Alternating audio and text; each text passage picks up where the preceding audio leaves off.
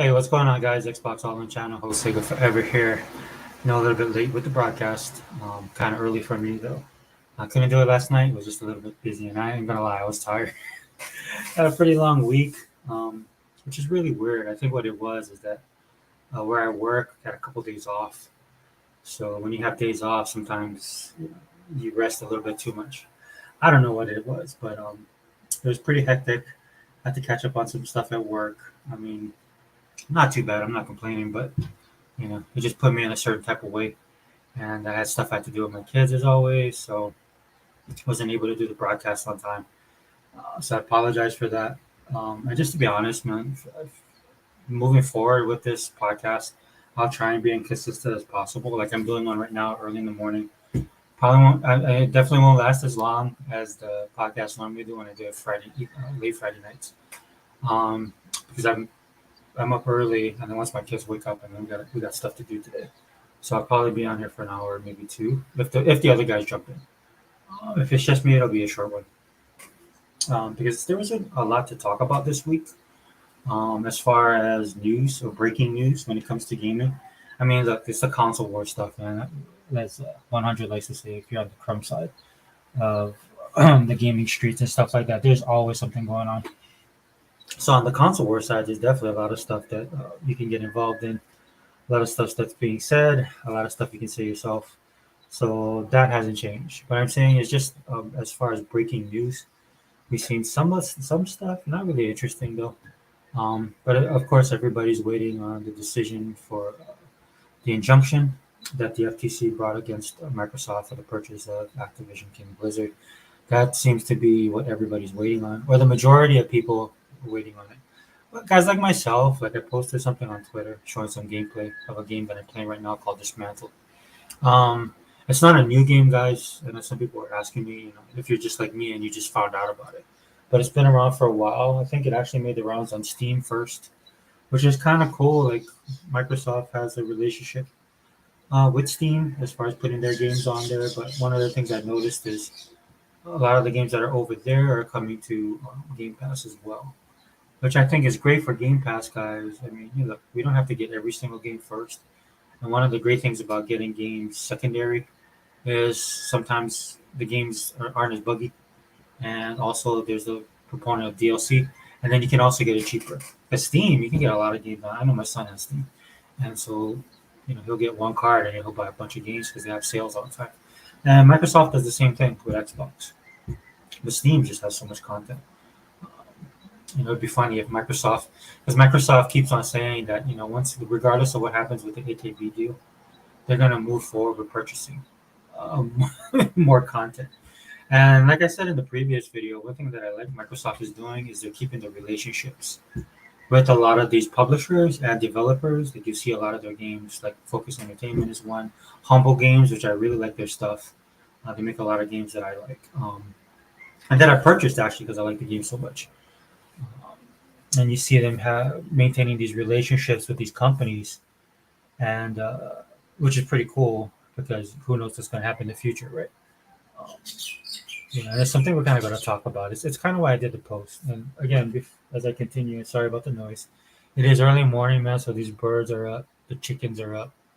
I mean, Hawaii is inundated with chickens, which is kind of funny. I mean, we got all kind of foreign stuff on the islands now. I mean, Hawaii is like a isolated place, uh, not in the modern perspective, but I mean just by location and distance from everywhere else. We are in the middle of the Pacific, um, and one thing that they used to do a lot here is they used to foreign and invasive species was something they looked at, right? Because it could really change the ecosystem. Because this is an island, but nowadays, man, I don't know what's going on with that.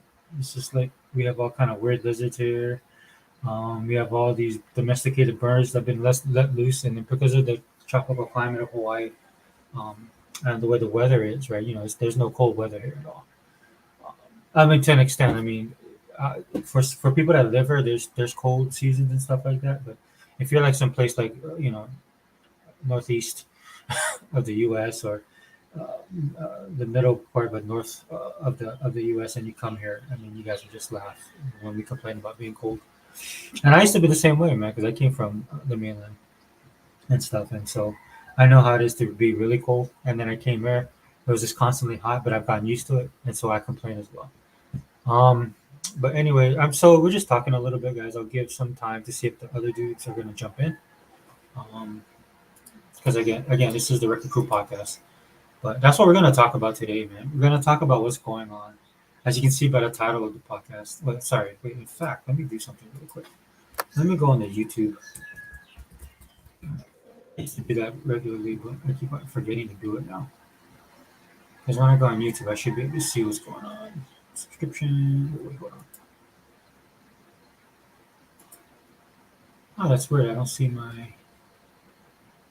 Hope I'm broadcasting. Oh, must be. I have two. Hey, what's up? For the two people that joined me. Sorry, we'll get into this really quickly. Oh, there we go. There we go. I got it now. Hey, what's up, Anthony? You know what? I'm not seeing it on the chat. Oh man, the lag is bad on you. What's up, Isa? Let me get situated really quickly.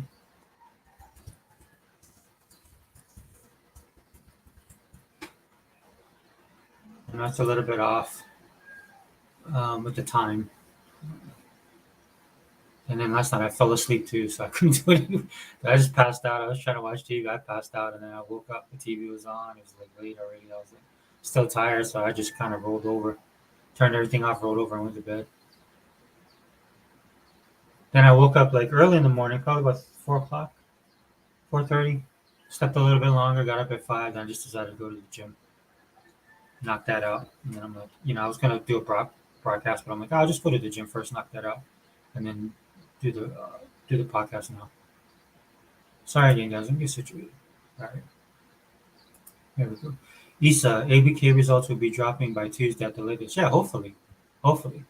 There's a lot of people like waiting to see what's being said, which I find kind of funny because there's different reactions to the APK results, right? That you see online, which like I said, I find kind of hilarious, right? Because there's people probably like us, you, me, Anthony, um, who are looking at the ABK deal, right? I mean, it matters, right? I really did like the court case and followed it religiously, and there was a lot of stuff that was exposed, a lot of stuff that was put out there. Again, I'll reiterate my thoughts on what I think the outcome's going to be. I'm pretty confident that it's going to go in Microsoft's favor, especially after seeing everything that was brought to bear as far as the case. A lot of stuff that was exposed, especially on the Sony side, and even on the Microsoft side, man. Which for me, like, there's people out there like trying to turn Microsoft into this big corporate villain, right? And for somebody like me, and I don't know if you guys feel the same way, but for me, man, I loved it. To me, it signaled that there's going to be changing. Uh, they're going to start changing their game plan when it comes to Sony. Like I said in a previous video, I think when Phil Spencer talked about the gaming community, he's looking at people that occupy Microsoft, and I'm talking about Microsoft proper, right, the corporation that occupy their space, i.e., Apple and Amazon and Google, and then other outliers outside of the U.S. Big corporations like Microsoft. But when Phil Spencer looks at that, right, I think he had this idea of a camaraderie because even though Microsoft's a big corporation, they have Xbox, and we know the story about um, their history, right? I mean, they're not new to the console market. They're newer than Nintendo and Sony, right? And they've had their different path to get to where they are in the console market, right? But I always felt that Microsoft, at least on the Xbox side, felt like they were part of the gaming community. So back when it was Reggie feeling me at Nintendo, and then I can't ever remember the dude. Man. I want to say Drag Chen, but it's not him. It's that other guy, Sean Layton. When he was at Sony, I believe that Phil Spencer had good relationships with them, so he considered them like the three. They were like the three musketeers. So when he talked about working together for the good of the gaming community, which is true, which is good, and moving forward, I think it was because he looked at them as their peers, which they were. They had a lot of communication, not just as corporations, but as gamers themselves. Because you can tell these guys enjoy gaming. I don't know about Sean Lane playing it, like how Phil and Reggie does.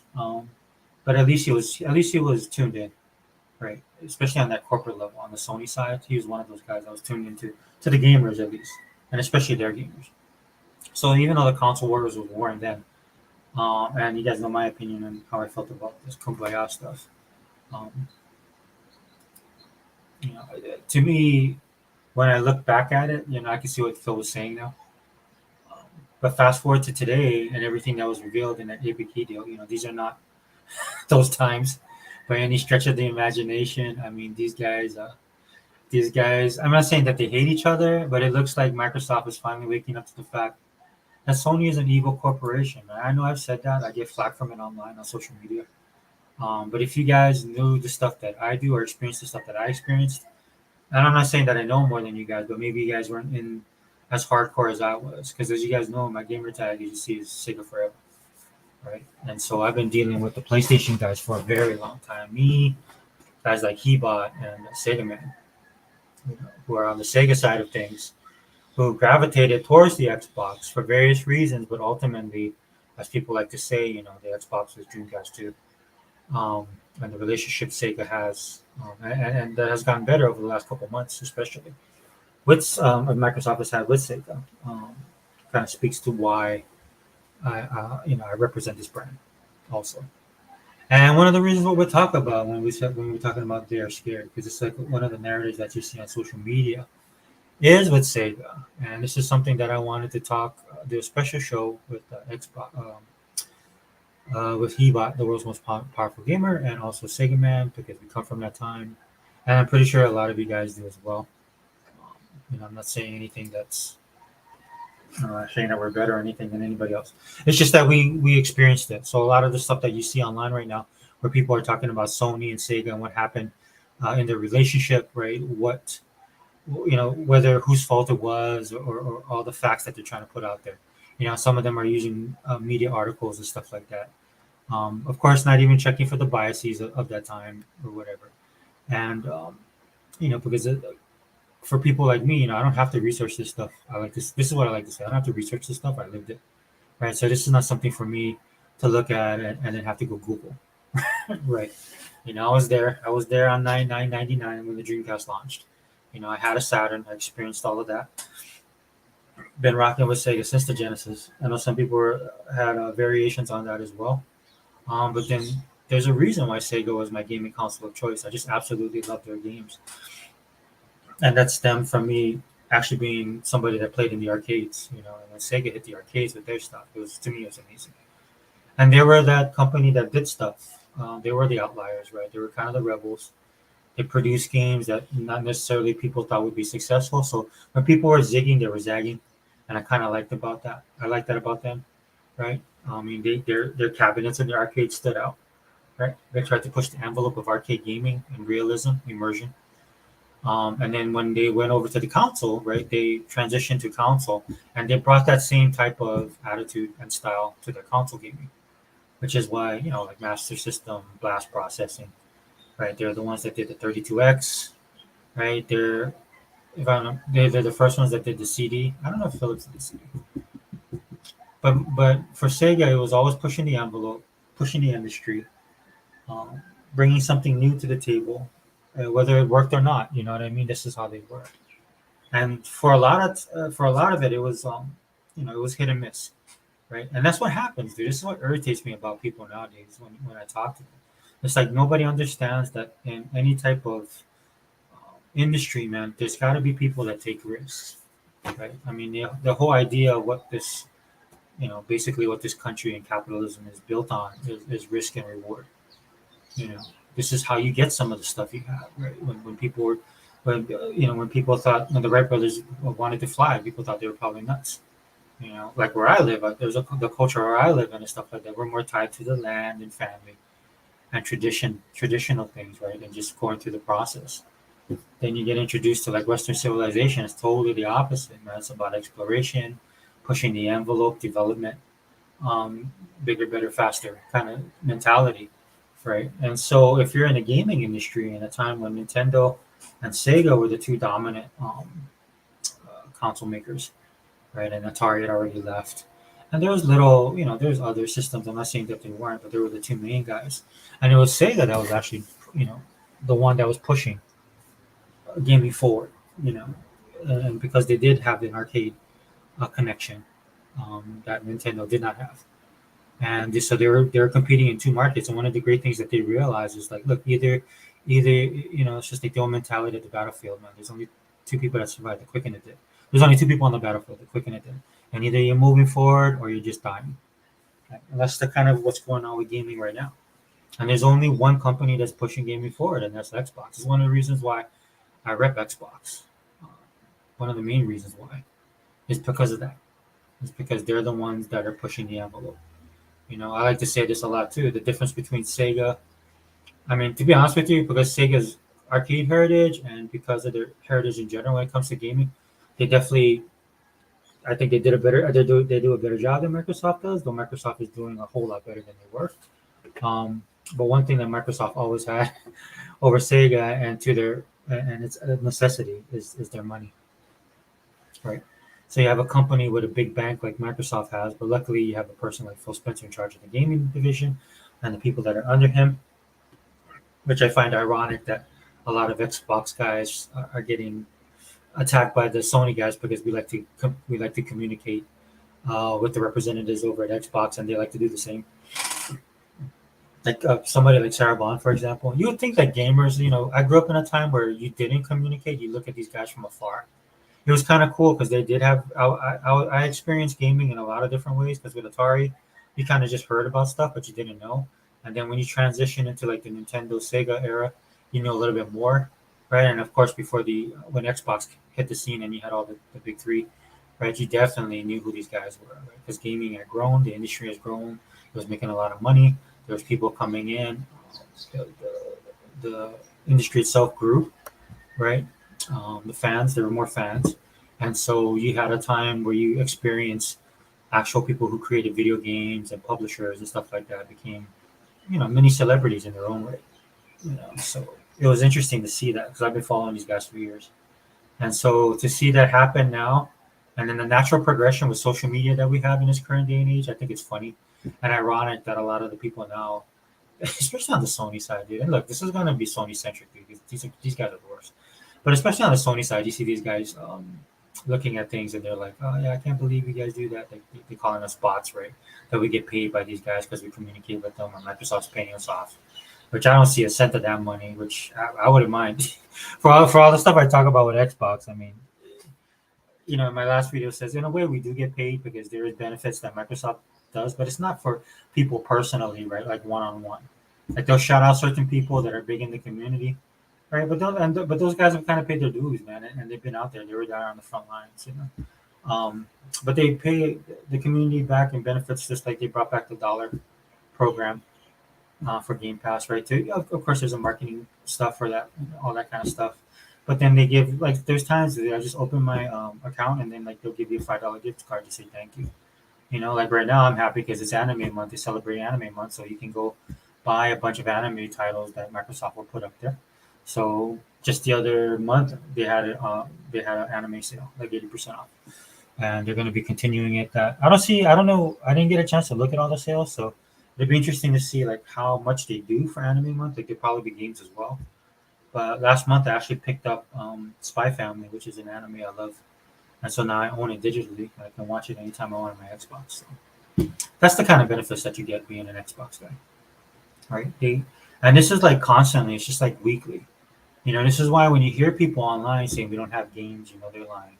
And if you say like, well, Microsoft doesn't, you guys aren't like Steam or anything like that.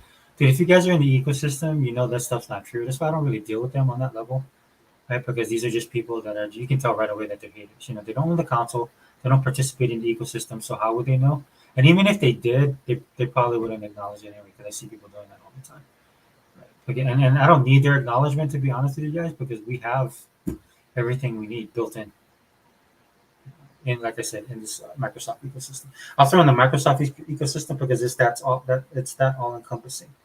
Right? You have Satya Nadella on board, right? You have Phil had a position created specifically for him, so he can make the decisions and make the moves, pretty much unfettered. If I make a comparison, it's just like Kevin Feige over at Marvel, which can be good and bad, right? But in the case of Phil Spencer, it's working out really great. And what I mean by that is like because it works out for us as gamers, right? We get a lot of the benefits from that. But but that's one of the things that we'll probably talk about today. Like I said, hopefully the guys will jump in.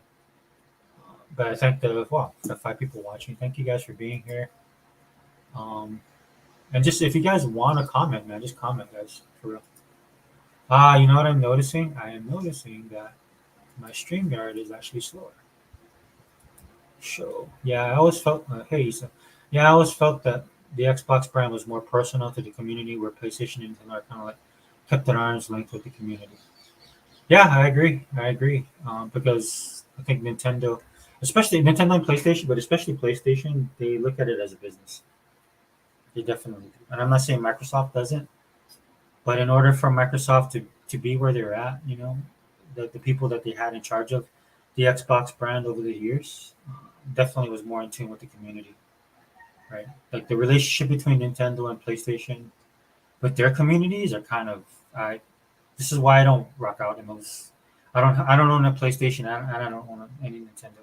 I used to have a Switch because I used to play. I played Animal Crossing, where I was waiting for the new Animal Crossing. Didn't like the game, but when you look at their communities and stuff like that, within their own communities, I guess it's fine. I don't know. I don't really hang out with these guys, but as far as the relationship, I totally agree with you. It's just different when it's with Xbox, right? And a lot of people for years, man, were saying Xbox only does that because they want an in, they want to dominate, they want to dominate gaming, so they're just doing it as an affront to get people to like them, right? And then meanwhile, on the Sony side, you see that all the time. You don't see, I don't see any love from Sony, man. We hear the stories, man. It's just like if you buy a game by mistake and then you try and return it, they won't give you a refund, right? There's all kind of problems they have. People trying to their saves and all that kind of stuff. They get hacked all the time. And then again, Sony, like they'll come up and say something about it because legally they have to, but you don't feel like that connection, or at least for me, I don't see it. But I don't know, man. Especially on the Sony fans, especially on the pony side, those guys they're a cult. So I don't think they'd ever hold Sony responsible. They're too busy like complaining about Xbox, which I find funny, right, on social media, right? Because Sony's doing all this stuff, and they ignore it and they just focus on Xbox. Right. When we saw that with the AKB deal, right? Everybody on the Xbox side, like myself, like I put myself out there, dude. I'm like, yeah, this stuff interests me. It's just not about the deal. I just like it. Right. It's just interesting to me. So yeah, I'm following that. Still playing my games. That's why I put up the video I have on Twitter. Um, making time to play games and stuff like that. But these dudes, they had Final Fantasy come on and they were so focused on Xbox and the AKB deal. And not in a good way, man. Like you can. There's nothing wrong with them doing that, dude. If they're being gamers first, but a pony's always a pony, man. They can't see beyond their own blind hate and their own blind devotion to their brand, to their plastic box, right? Yet they have no problems commenting on what Xbox guys like or what we say or what we do, right? I mean, just the hypocrisy, and that's the only thing. I hate to say this, man. That's the only reason I keep the channel around, just to call them on this kind of stuff. And also to contribute to the community as a whole, right? Because we have a lot of people on the Xbox side that are pony bots, right? Like I said, the title of this is "They're Scared." That just doesn't include Sony guys who are absolutely terrified, but it's also the Xbox guys who we like to call the pony bots on our side. Right? These are the guys that are sitting there right now saying, "Well, if the deal doesn't go through, So, and I'm not saying like for me personally, like I said earlier, right? When I'm looking at the deal, what was being said in the court case. I'm pretty confident. Like I'm saying, like over 90% confident that the judge is going to dismiss the injunction. Now I want to shout out Tuckmaster, right? Because Tuckmaster, like myself, we're both federal employees and stuff like that. And that one little negative about that, about what could happen with the case, the only negative I have, it has nothing to do with the cloud gaming. All this stuff is just excuses, right? But for me like me and Tuckmaster, man, we're both federal employees, man, and we know how the federal government works. Trust me. He's been in for 37 years. I've been in for just as long, and I'm prior military on top of that. Sometimes the things that makes the most sense, that makes the most common sense, that's the best for the people. Sometimes the government tends to just tread upon that kind of stuff, right? So So that's the only thing I will say, man. But don't get it twisted, because there's going to be people out there, and even on the Xbox side, that's going to be like, well, we felt this way because cloud gaming and all that stuff. Dude, this has nothing to do with the gaming industry. It has technically has nothing to do with the AKB deal as far as Activision King Blizzard, because none of these guys, the federal government, don't know about this kind of stuff, and they shouldn't know. All that should matter. The only reason this matters is because Microsoft is a big tech organization, right? That's what they're doing. And I said this in a previous video. You have two big behemoths going at it. You have big tech versus big government. And big government sees where big tech is going, and big government is like, no, there can only be one. It's like Highlander, right? They don't want big tech to dominate. You have all this stuff with AI coming out, dude. You had all this stuff with Google and how they're helping China with Operation Dragonfly and all this kind of stuff coming to bear, right? And then the federal government seeing all this kind of stuff. And you think, yeah, I know a lot of you guys that are in the community and stuff like that'll say like, well, the FTC is necessary, and some of you even know they're bad, but they're a necessary evil, right? Look, dude, I'll just this should show you once and for all, dude, that big government and overreaching government is very bad. You know, they're looking at big tech as not like to protect us, right? Like how a lot of people feel in the gaming community is like, oh, they should be protecting us. This is why we have this government. No, they don't want to be supplanted. They're not looking at tech as a threat to us. They're looking at it as a tech threat to them, because it's kind of like if anybody's going to rule or run this show, it's going to be us. This is why a lot of you guys, when you see and you see a lot of people's eyes opening. Anissa, I see your comment up. We'll get to it real quick. Sorry. But you see a lot of people's eyes opening. They don't grasp it totally, right? But it's at least it's good to see, like, the little comments of people making, like, my tax dollars are going to this and all this kind of stuff, right? Because this is not the goal of the FTC. This is, even the judge saw that, right? The judge is like, look, you're not supposed to be protecting Sony. You're supposed to be protecting the consumer. That's what you're here for. Right? And the FTC doesn't do any of that, man, because it's not about gaming, dude. It's not about the industry. It's all about them, right? And they want their pound of flesh, right? But it is good to see that little bit. Hopefully, you guys will come around. That there doesn't have to be a necessary evil, right? We already have laws in place, right? But then again, I know a lot of it's on the people side as well, right? Because this will have to force you to get involved. A lot of people are coming into this just because it's affecting them personally, which is politics in general, right? Which is why when people say all politics are local, because when it affects you the most, that's when you wake up, right? Like you're seeing on the news now. You see parents right now going to these schools and telling them, hey, don't teach my kids this kind of stuff. I don't want them. I'll teach them, right? And the school's not listening. It's all of that kind of stuff, right? So until it affects you, right, that's when you tend to get involved. That's why you see a lot of gamers right now getting active about this kind of stuff. Because when you listen to the FTC, you're like, that makes no sense. That absolutely makes no sense. Why would they do this? How is this not consumer friendly, right? Because if I'm paying, as opposed to paying $70 for the game, right, I'd rather pay the monthly, because the monthly is what I can afford, on top of the fact I'm getting all these other services. And I'm in the ecosystem. And since I'm paying for this stuff and I get Bing, right, I even get money back from my purchases, right? It's a benefit to me. But the most important thing about that is just not the benefits, right? Because Microsoft benefits as well. It's choice. It really is about the choice, right? And that's what the FTC is taking away, right? Because they want to be the ones to choose. They want to be the ones to choose what you should have and what you don't have. Look, dude, I know a lot of you guys think like, oh man, here you go, Sega putting on his. I don't know if you guys follow me on social media, like Sega putting on his tin hat, about to go off. Look, I'm just being. When you guys eating fake meat, I'm just telling you guys, dude. I'm old, man. I'm old. I'm 1 foot out the door, guys. So this will be for you younger cats out there, man. This stuff just does not go away. This is the great thing about that. This is another positive thing about AKB. Is exposing the government for what they're doing and what they want to do ultimately. And when you see them struggling to try and define something as simple as what's good for consumers with video games, that you basically sit there and go, man, if they can't do this, what about what about the big fish out there that they're trying to regulate? Federal government's bad. Federal government can be great. There's specific things that the federal government should be doing. This is not one of them. This is not one of them. I'm telling you. And if you guys haven't picked that up by now, right? Because these guys, man, dude, this thing should not even be a court case. It is a waste of time and money. There's so much other stuff they could be focusing on right now, right? And hopefully that comes to light, dude. That's why I'm positive about it. But again, just that little caveat, right? I'm still strong on the AKB deal. I'm just saying, from a government perspective. Shout out to Tuckmaster because it was his podcast. If you haven't check out his podcast, please go there. Right, Tuckmaster, man. Look, dude. I love Tuck because he's straightforward. I love guys that are like straightforward. He's older than me by a couple years, right? But that dude's old school, right? I like guys like Tuck because he'll tell it like it is, right? He'll just stay. He don't care. He doesn't have no filter. And we live in a world where everybody watches what they say. They put on a facade on the front side, but then on the back side, they're totally different. But Tuck, you get 100% uncut, purely unadulterated truth. You might not agree with them. Like I don't agree with Tuck on everything 100% of the time, right? But I appreciate his honesty. And when you're somebody like Tuck and you're honest like he is, pearls of wisdom that you drop because you don't have a filter, man. And you need. Look, I'll be honest with you guys. You need.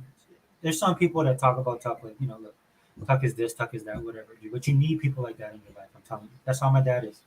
My dad is 100. My dad has not changed. He's still the same from when I was younger, growing up. My dad sees the world through a certain prism. By today's standards, some people would say he's racist, which is funny because he's actually Hawaiian.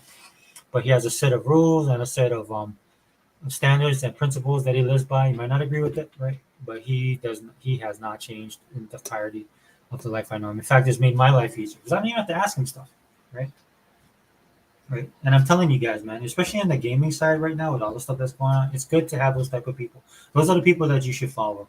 Look, I know there's the big YouTubers out there. They give stuff away. They're supposedly connected, even though some of these dudes get stuff wrong all the time, right? Or some of the stuff they put out doesn't make any sense, right? Because they're in the machine, right? They're part of that, right? They have that tunnel vision, right? That's why guys like me kind of sit out here, kind of like, okay, well, like now you got people saying, PlayStation is in trouble. Like some of these big people coming out there. This is something that I knew, right? He bought Sega Man. People on our side talked about 100, E-Rock, Unlimited, right? Even some of the newer guys to the game, because I mean, it's just common sense, dude. And you see it all the time in business, man. A lot of you guys watch movies like I do, right? When you have somebody that spends $300 million on a movie, but they only make 310 million total, right? And then you start factoring, how much did this cost? How much was the advertising? How much did you have to pay the people, right? You're already at some negative. So but for some reason in the gaming community, and what it is, and I know what it is, guys. It's blind loyalty, right? It's they love this console so much, or the brand, I should say, not really the console. They love the Sony brand so much, man. They can't look at the negative. But I'm sorry, I got off on a tangent. I played 3 hours of Final Fantasy 16 yesterday with four buddies. I kid you not, it was 30 minutes of repetitive button mashing fights and 2 hours and 30 minutes of cutscenes. Yeah, that's what I've been hearing. That's what I've been hearing, and I think, like for me, like this is why there's people pushing back on it. Like it's not really like I see the pony bots out there, and I see the Sony guys out there trying to twist it, like it's Xbox guys just trying to drop the score or we're trying to do this. I don't even care about Final Fantasy. That's why it blew my mind because I had a girl on Twitter talking about this, how we're trying to bring the game down. And I'm like, dude, did this game come to us? Do we have it? Because it's my understanding that it's a PlayStation exclusive. So why should I care? Right? Like I've said before in my podcast, dude, I don't care if Sony has exclusives with Square. I don't care if Sony buys Square Enix. This is why you throw a wrench at the ponies all the time because they care. They're the ones that bothered by this kind of stuff, not us, dude. Right? So it's like in the event of like had no problem with money hiding, with Sony doing all the stuff that they did. We saw it. We knew what they were doing. They would always bring this stuff up. Yeah, we could buy this. We should buy them. And then you guys will never get the stuff. Meanwhile, I'm playing Halo, right, which never is not on PlayStation. There's games that I can play, right? And then Microsoft, right, as we heard in the case, right, they looked at what was going on. It's like, okay, enough of this stuff. And they went and bought Bethesda. And then, of course, when Microsoft does it, right, then they come with their excuses, right? Because they're like, okay, well, that's different because they're a publisher. No, it is not different. It's not the only reason why this matters to you is because you guys know because when they bought Mojang, like Microsoft, I said this again, dude. When they bought Mojang, that was a big thing. That was a big thing, right? That was like the first shot fired. But then when they bought Bethesda, that was humongous. That was the one that showed Microsoft, like they reminded people that it's Xbox is Xbox, but Microsoft um, owns Xbox, and that further sent some into these people, especially at that time. Satya Nadella would actually reference Xbox, like their architecture, the chips that are in the system, when he would do his what is that? Like his teams meetings or he do conferences and stuff like that. Like he talks about, except he was talking, Satya was talking about this stuff in ecosystem terms for the longest time. And when they bought Bethesda, man, that was a sign to everybody that this is the Microsoft. This is like Z said, next gen would always say this: be the behemoth that you want to be. And this was Microsoft saying, okay, here we are. This is us. This is who we are, right? This is what we can do. And that's basically what we're talking about today with the fear. Right? This is what brought the fear into everything. Right? This is why these guys are scared, right? And then of course with the Activision, and then all this stuff becoming exposed. Um, you know, there was like it's like they got put on notice. The warning shot was Mojang. They got put on notice with Bethesda, and AKB is like, dude, we're done. We're done. We are here to compete. You want us to compete? Then let us compete. We're here to compete. And that's why you see these people losing their mind. That's why they're scared. That's why they're incoherent on social media, right? But I'm sorry, you said back to your point. Yeah, so I have a friend. He's an influencer and stuff like that. He plays all. He has everything. But I was actually seeing his gameplay on Final Fantasy 16. I'll be honest with you, it's something that's the kind of games that I kind of like that action kind of mindless, right? But I mean the cutscenes, dude, that blows my mind. That is, people are saying like what 100 and something hours of cutscenes. So does it like I saw when he was playing that there was a cutscene in it, but it was actually flowing with the fight. Like it was kind of like the way it transitioned to it. I thought was pretty cool. Um, I don't know if I could do that. That's pretty crazy, man. That is that much. I mean, but it's Final Fantasy, and I think the funny thing is this is why it's getting pushback not only from like I was saying from the Xbox guys, but actually from the Final Fantasy fans. Because I have a hardcore look. I live in Hawaii, dude. There's a lot of hardcore Final Fantasy fans here, right? And I hear the guys talking about it, man. They're like, "Yeah, dude, it's not Final Fantasy." That's what I get. So like, "No, dude, it's not Final Fantasy," because they're more used to the turn-based stuff. I understand that maybe Square Enix wants to appeal to a different, or just to do something different, man. I mean, I have no problem with them doing that.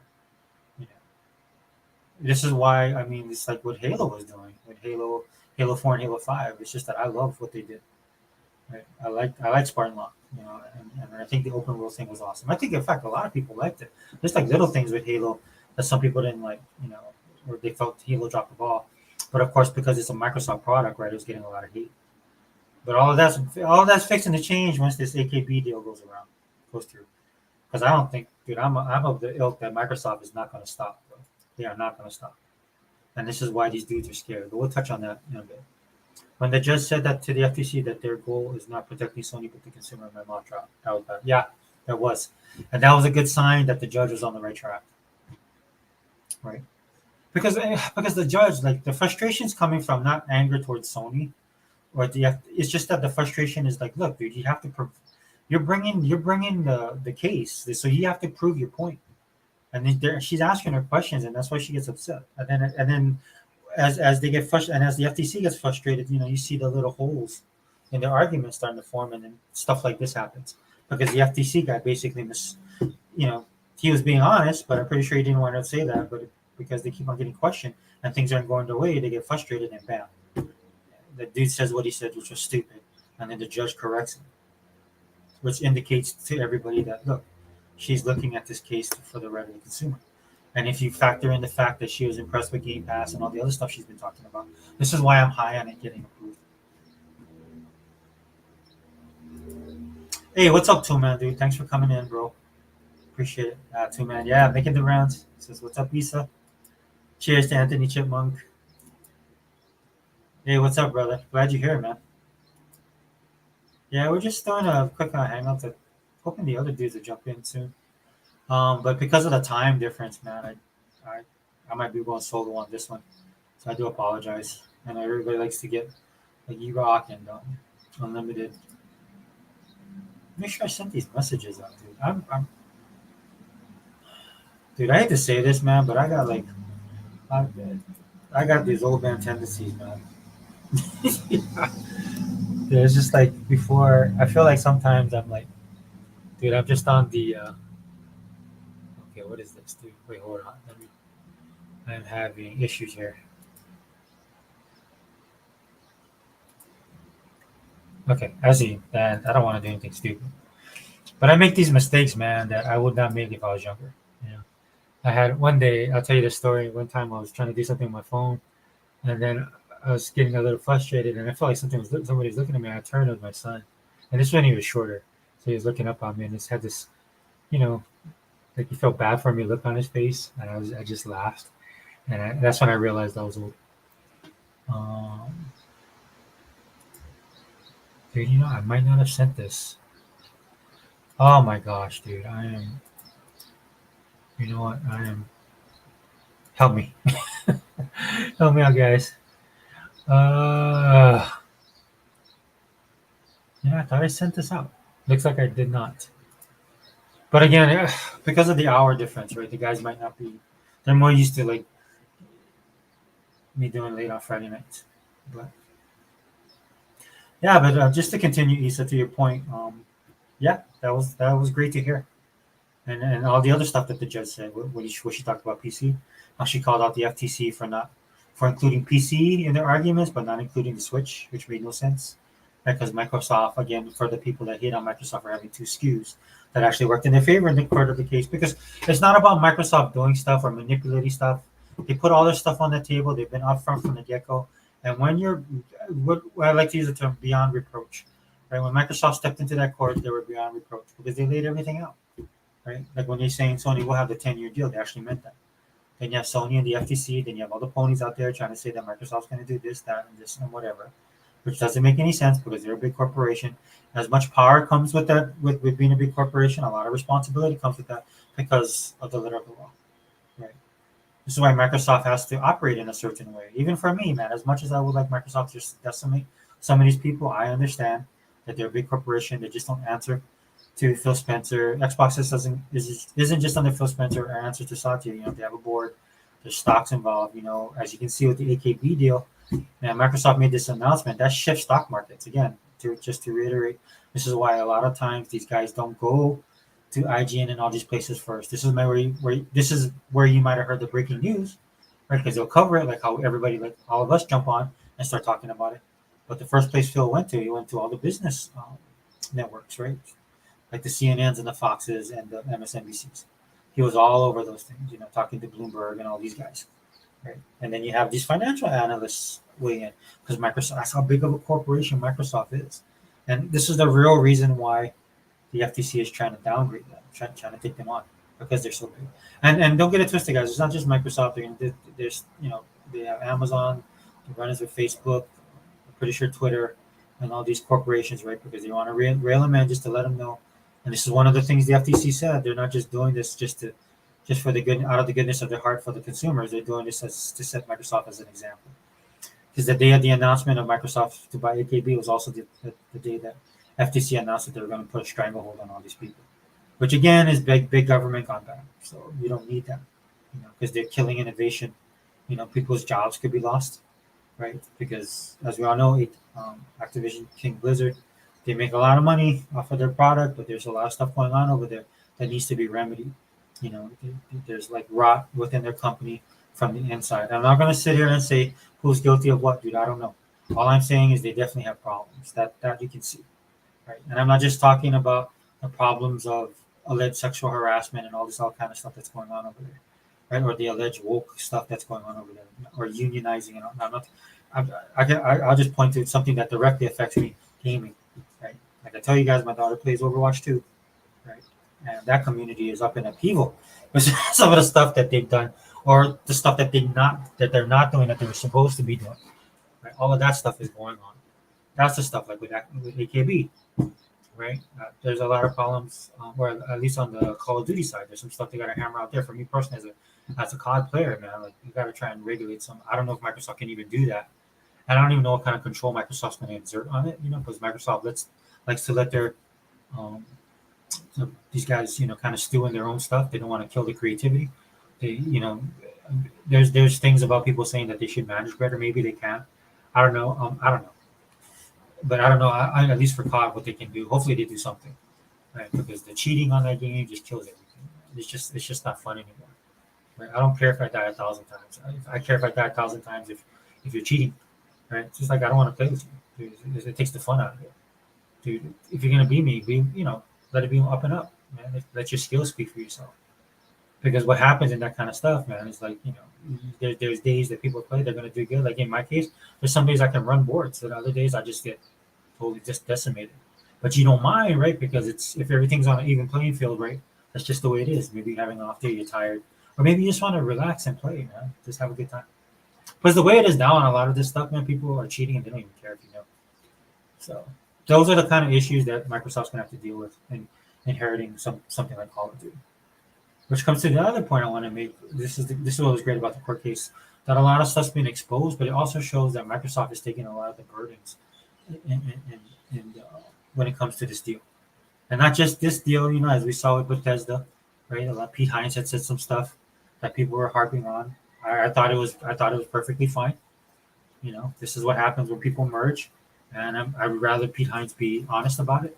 And I already knew that already because, like I talked about, I did a video called "Baptism by Fire," specifically addressed to Pete Hines, right? Because I understood, like a lot of you guys understand. Hey, sorry guys, I'm losing my thing here. Okay. Like a lot of you guys understand. Let me go through this. That when you're on the Microsoft side, there's a whole other ball game, and this is something Todd Howard, who I think handled it a little bit better, to be honest with you. And Pete Hines are finding out, and the people that work for AKB. Now, the one saving grace for Activision Blizzard is that they have their own fan base as well. So their own fan base can be pretty brutal, but they're very loyal. In fact, I'll say this again. I said it last podcast. I could only dream of Microsoft to have fans like that. We don't have fans like that. We have a bunch of pony bots, a lot of come and goers and stuff like that. A lot of normies, which is the normies I don't mind because they do what they do. But we do have definitely too many pony bots in the community, and unfortunately, a lot of these pony bots, they actually have the ear of the community. It sucks, right? Because they're always the ones making predictions and giving wrong information or complaining to Microsoft about stuff. That's not has nothing to do with Microsoft. It has nothing to do with Microsoft. Basically, you're basically what you're doing is you're just saying that you want Microsoft. A lot of their complaints is like because they can't handle it, dude. Let's be honest, right? A lot of these pony bots can't handle the fire, right? Like when you're on the Xbox side, dude, you're gonna have to deal with a lot of people on the Sony side, and with their gaming media, right? And even the average person that just wants clicks, right? This is the stuff that you got to deal with, man. And these guys aren't strong enough to do that. So instead of just like, to me, I would just prefer them go to the Sony side, right?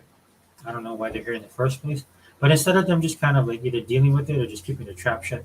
Like these guys are just like whining to Microsoft, like you need to do this, you need to do that, you need to be more like Sony, you need to be more like Nintendo, you need to have more like stuff with PC. No, dude, we're Xbox, we're Xbox over here, right? Microsoft does a lot, and they do a lot in the form of outreach to other communities, man. And I think that for me personally, that's too much, right? Like if I want to play Final Fantasy, what is it, 15 that they're on? Final Fantasy 15 that's out now, or 16? I don't know which one it is. Anyway, the newest Final Fantasy. If I like it that much and I want to play, I'll go buy a PlayStation. I have no problem doing that. I'm a gamer. That's what gamers do, right? Like I was looking at the Pikmin. If my daughter wants to play Pikmin, right, or my daughter wants to play a game with me on the Switch, then I would buy a Switch and play with her. Right? But she's switching over, guys. She's becoming a Bethesda fan, which is funny. She's waiting on Starfield like I am. We'll probably play together. Oh no, you can't play Bethesda. You can't play. Anyway, we'll both be playing the game at the same time. She's looking forward to that as well because she likes Fallout. Right. So her taste is changing. As I said, it is what it is. If you don't like the console, just step. And then a lot of these guys too, they'll make these predictions or they'll whine and moan, and then when it's proven that they're wrong or that their ideas wouldn't have worked or it doesn't, everything they said is either not true or wrong or both. And these guys never do a video like explaining themselves or apologize. I would, if I make a mistake, I would. Right? Like if the whatever happens with the AKB deal, we'll continually talk about it. So if I say stuff that's not true about it, or I made a mistake, or I was misled, or whatever, or I misled some other people, I'll do a video on my channel. I'd have to because that's just the way I am. And then we'll be talking about it anyway. That's why, because a lot of these guys, they want the attention, right? They're attention whores, right? So they constantly got to be talking, constantly doing content. But when you constantly do that, that's when you run aground, right? That's where you run the risk of saying something you're not supposed to say, or getting emotional. That's even worse. Right? So you don't need that. We don't need that on the Xbox Line. It's just best that they just be quiet and play the games, which is ironic, right? Because that's what a lot of us are doing right now. Like for me, I told you guys I'm tuned into AKB, but that doesn't mean I just sit there every day and just wait for the decision to come through. I got stuff to do, right? I have a life, right? You guys know, man. I gotta work. I got my two kids. Once that stuff, that's priority one, right? You get that stuff out of the way, right? You get that done, right? You guys know I share a lot of, I'm a Christian as well. Got the whole, God family, right? And then you have time for yourself to do the stuff that you need to do, which is fine, right? But that's all this stuff gets put on the back burner. That's why I'm kind of pressed for time, right? So Game Pass has made me become a little bit more organized in my gaming, which I kind of can't stand, dude. A lot of times I like to play how I feel, but if when you have Game Pass, man, you have to be a little bit better with your time management. It's unfortunate a lot of their the unfortunate thing about Game Pass, but it's good, but it's also it can be bad. Is because they just have a lot of games in there. These aren't just games like a lot of people are saying like, oh, this is dumpster dive games. This is games that only last 20 hours. They have those games in there, but then they have games like they just released Grand Theft Auto. What is it, 5? Re-released it with all the upgrades, and I see people on my thing playing it now. Right? They went back in and played it, and they're commenting on how good it looks, how smooth it runs, all this kind of stuff. I've never been a really big Grand Theft Auto fan. Love the Vice City was probably my favorite. Right? And like I told you guys before, I love that because of the soundtrack. I basically spent the whole time just driving around listening to all the different stations. Um, but it is what it is. So when it comes to time management and stuff like that, that's a real thing for a lot of us. Let me check the chat really quick. Sorry, guys. I'm trying to switch between two um, communities. Actually, the chat, man. Thank you guys for being here, guys. If you guys want to talk about anything, roll with it. I'm just basically talking about, again, just to reiterate the podcast. Is just we're talking about. You can see the fear. You can see the fear in the eyes of the Sony guys, and you can see the when you watch. I don't really watch their videos, but people share the clips, or when they're commenting on social media, they're scared, man. And they're scared regardless of AKB. They're scared because of AKB. They're scared that it's going to go through. They're scared if it doesn't go through. And as much as like say it doesn't go through and these guys are sitting over trying to celebrate and stuff like that, the scary thing for them then becomes who else is Microsoft going to buy, right? And to me, either way, like I agree with a lot of the other guys in the circle of Xbox guys that we occupy, the space that we occupy. I agree with a lot of guys. This is not going to stop.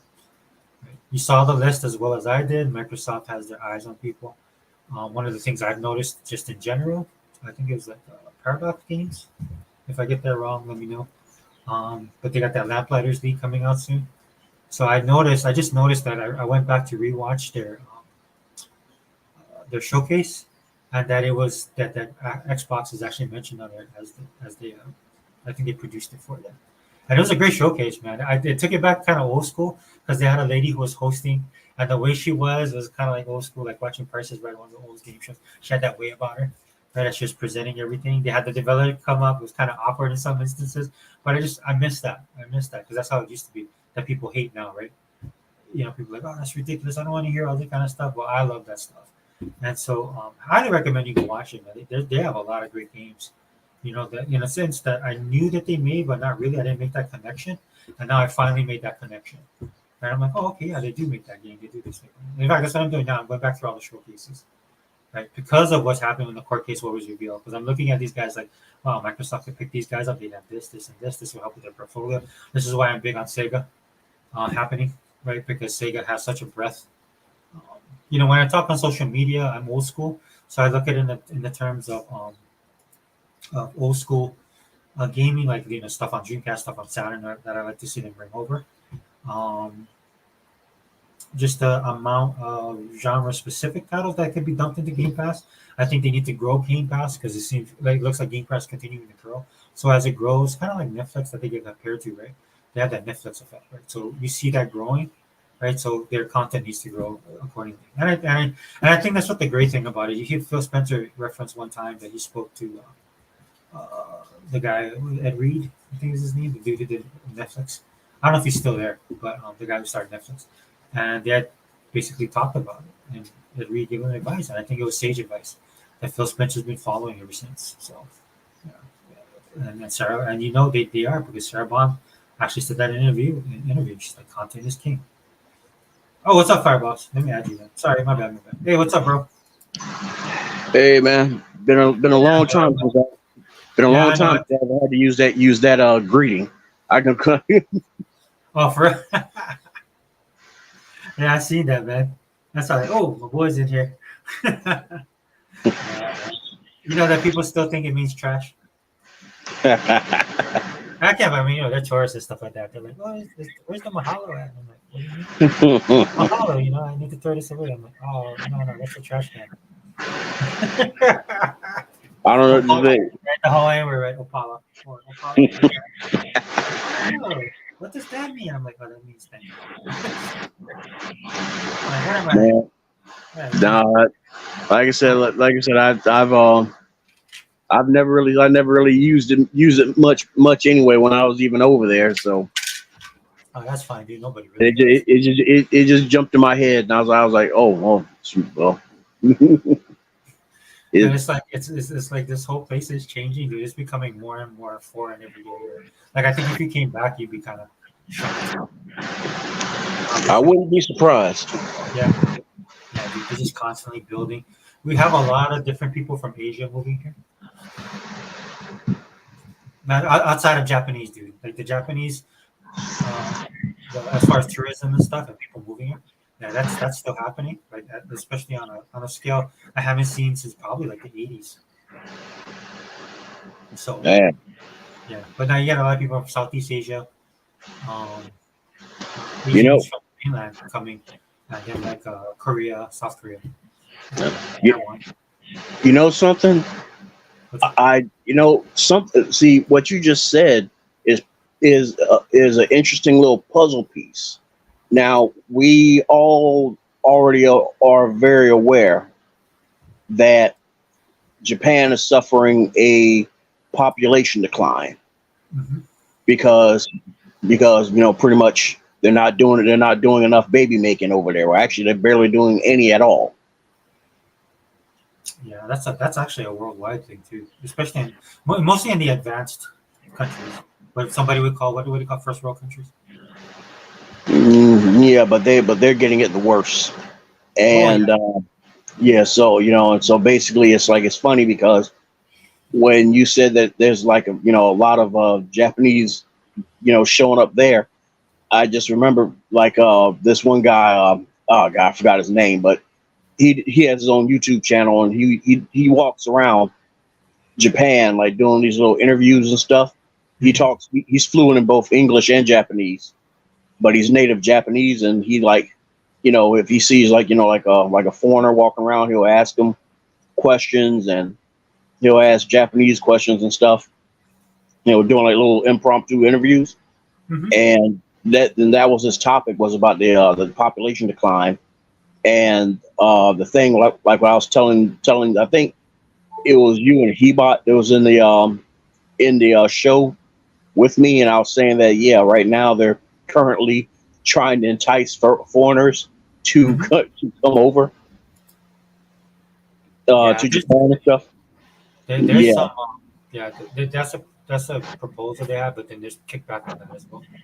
Because like their culture is just so more inclusive, like not inclusive, but more internal. They internalize a lot of stuff. So even though that's something that they're proposing to happen, doesn't mean it's going to transition that way, right? I mean, you have a lot mm, of, like with what's happening in yeah, other Asian countries, right? Is like they're doing that, but then you see that the divorce rate is high, right? Because the culture clash is so different. yeah, and I guess you figure that they're it's like some people look at it as like, oh, they're all Asian. No, no, even though they're considered Asian as a group, there's a lot of cultural differences. Like here in Hawaii, right? Like I'm Hawaiian, right? So Hawaiians are different from Samoans, who are different from Tongans. There's similarities, of course, right? But not culturally we're different. What we put up, yep, like some of the stuff similarities of family is important. For most of us, God is important, right? Stuff like that. yep. But you can't put everybody under one umbrella. I think that's what the problem is. Hmm. But yeah, but like I said, that was one of the things that was spoke about was that a lot of Japanese, especially younger ones, they're just leaving the country. Oh yeah, yeah. and and see, I never even gave that any thought anyway. But a lot of the ones he's been interviewing, especially they're young, they were like abroad. They were like in places like UK, Poland, Hawaii, Oh, they're and up. yeah, and he's catching them like when they're just now getting back, and they're like, oh yeah, I just came back, and I'm like, what the hell? Well, I So mean, I think it's like everything else, right? They go and experience it. This is why, like, it was funny because Hawaii was actually our tourism, dude. These planes, man, they like fly right over us. So I don't know why they're doing that. They're supposed to fly in the water. Um, so what they were doing, right? They were going to like China, right? Because China was big, right? China was opening up. It was like going to be the next big thing. They're supposed to supplant the U.S. and all this kind of mhm. stuff, right? And they became popular.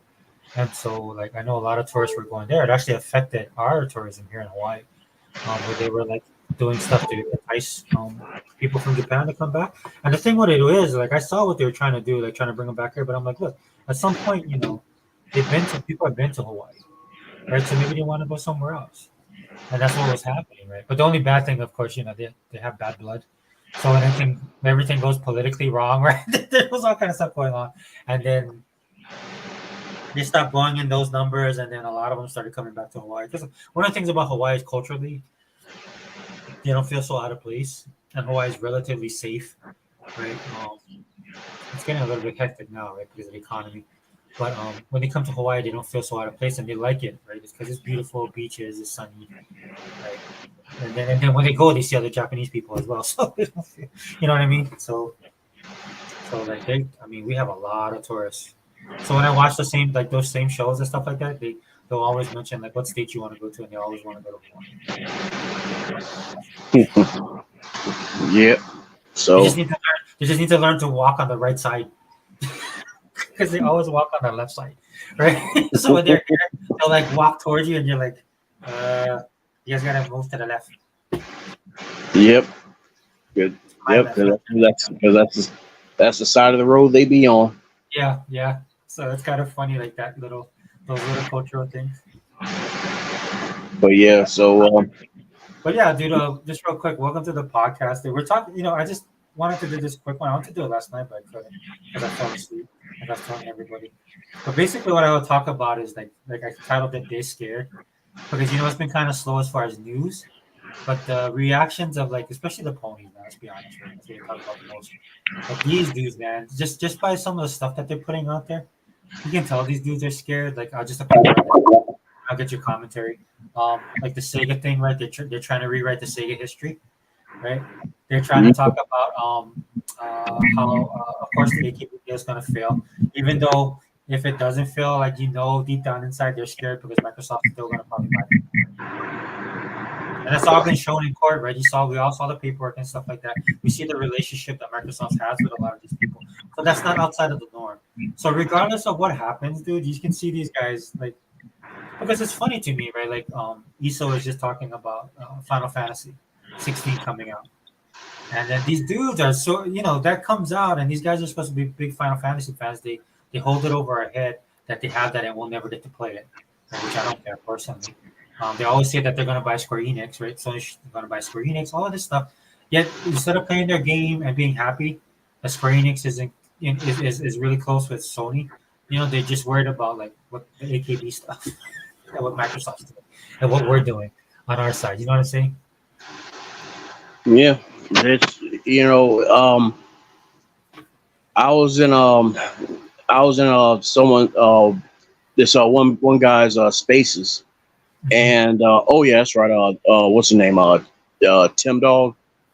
Oh, he's doing it. Oh wow. Yeah. So I just popped in because you know I'm gonna be straight up out of the entire RDX group. He's like the only one that I've ever seen that's been 10 toes down Xbox all the way. Yeah. And it's like, look, I'm only spitballing. I can't speak for the dude, but a lot of the times well, before I want to say while I was still bothering to even care to look at that podcast before I just went ahead RDX and is just yeah before I cut RDX the is rope. dealer. Is RDX dealer? Yeah, Okay. Okay. Sorry. before I cut the rope years ago and stuff. Yeah. It's like I was always under the impression that a lot of times that he didn't show up because he was there. Dude, he's a staple on there, but he was very rarely ever there. And I think a lot of times, personally, I just feel that a lot of times maybe he just was kind of like, kind of tired of the dumbassery, and Yeah. he just didn't want to be a part of it because you got to remember, compared to them, he's more tighter with Phil, Sarah, and Matt and all of them. He's more tighter, and so that's probably something that he has to like probably have. He probably doesn't have to, but he probably feels that, man, I'm going to have to apologize for these ass wipes. Saying some of the most out of the way stuff, and everything. You know what? I got a better idea. I just want to show up. Yeah. Yeah. So I I know. mean, Yeah, I know he stepped away. They didn't really talk about it. I'm pretty sure he had a conversation with Dealer. It's funny because I watched Dealer since his inception, like way before he was popular. Like I was one of the first guys that followed him, talked to him a couple occasions, and then yeah, recently we kind of got same into here. it on Twitter. Um, just because to be honest with you, I don't have a problem with Dealer. He does what he does. He is who he is. I don't have a problem with what he does, and no problem with him personally, man. It's just his crew. Because I don't like people, especially in the Xbox community, that are reactionary, and that's a lot of the problems I have with his crew of people. These dudes are Yeah. emotional and reactionary, and then a lot of times, dude, when being reactionary, they'll be like, well, Hey, what's going on, Mr. Kima? Microsoft should do this, and why aren't they doing that? And then they go down that road of because Sony's doing this. And see, that's the problem. They go down that road and I mean they put pedal to the metal all the way to. I mean, the road could have signs up saying under construction. Now we're going straight through, and it's like, look, man, it's like you might need to pull the brakes. It's kind of it's kind of hold off for a second here. Like it's one thing to have an opinion or even a concern and to voice it, but then when you just harp on it, right? That's where it gets irritating. I'm just like, okay, well, either like as they say, either piss or get off the pot. You know what I'm saying? That's how I am too. It's like, and then that's the kind of thing. Is like with Dealer, I like listening to him. Like he used to do just single videos, so I just would watch those. But like, I definitely can't stand Fonz. What's the other dude name? Begins with an A, right? Not Avery. No, you probably think of Zalker. Oh, Zocker, yeah. So Zocker, like, there's times I'll listen to him, but then again, right? The problem I have, and this is a personal guys, this is personal for me. I don't have to say this has to apply to you, but I do have problems with people who are multi-console. Yeah, that was my thing with him is that, see, at first, the very first time I came across them, they were they were talking straight. They were sensible. Kima probably knows what I'm talking about. They were more sensible and everything. And the thing about it is, like, nobody's saying like kiss ass and like let stuff slide. If something needed to be barked on, they did it and they moved on.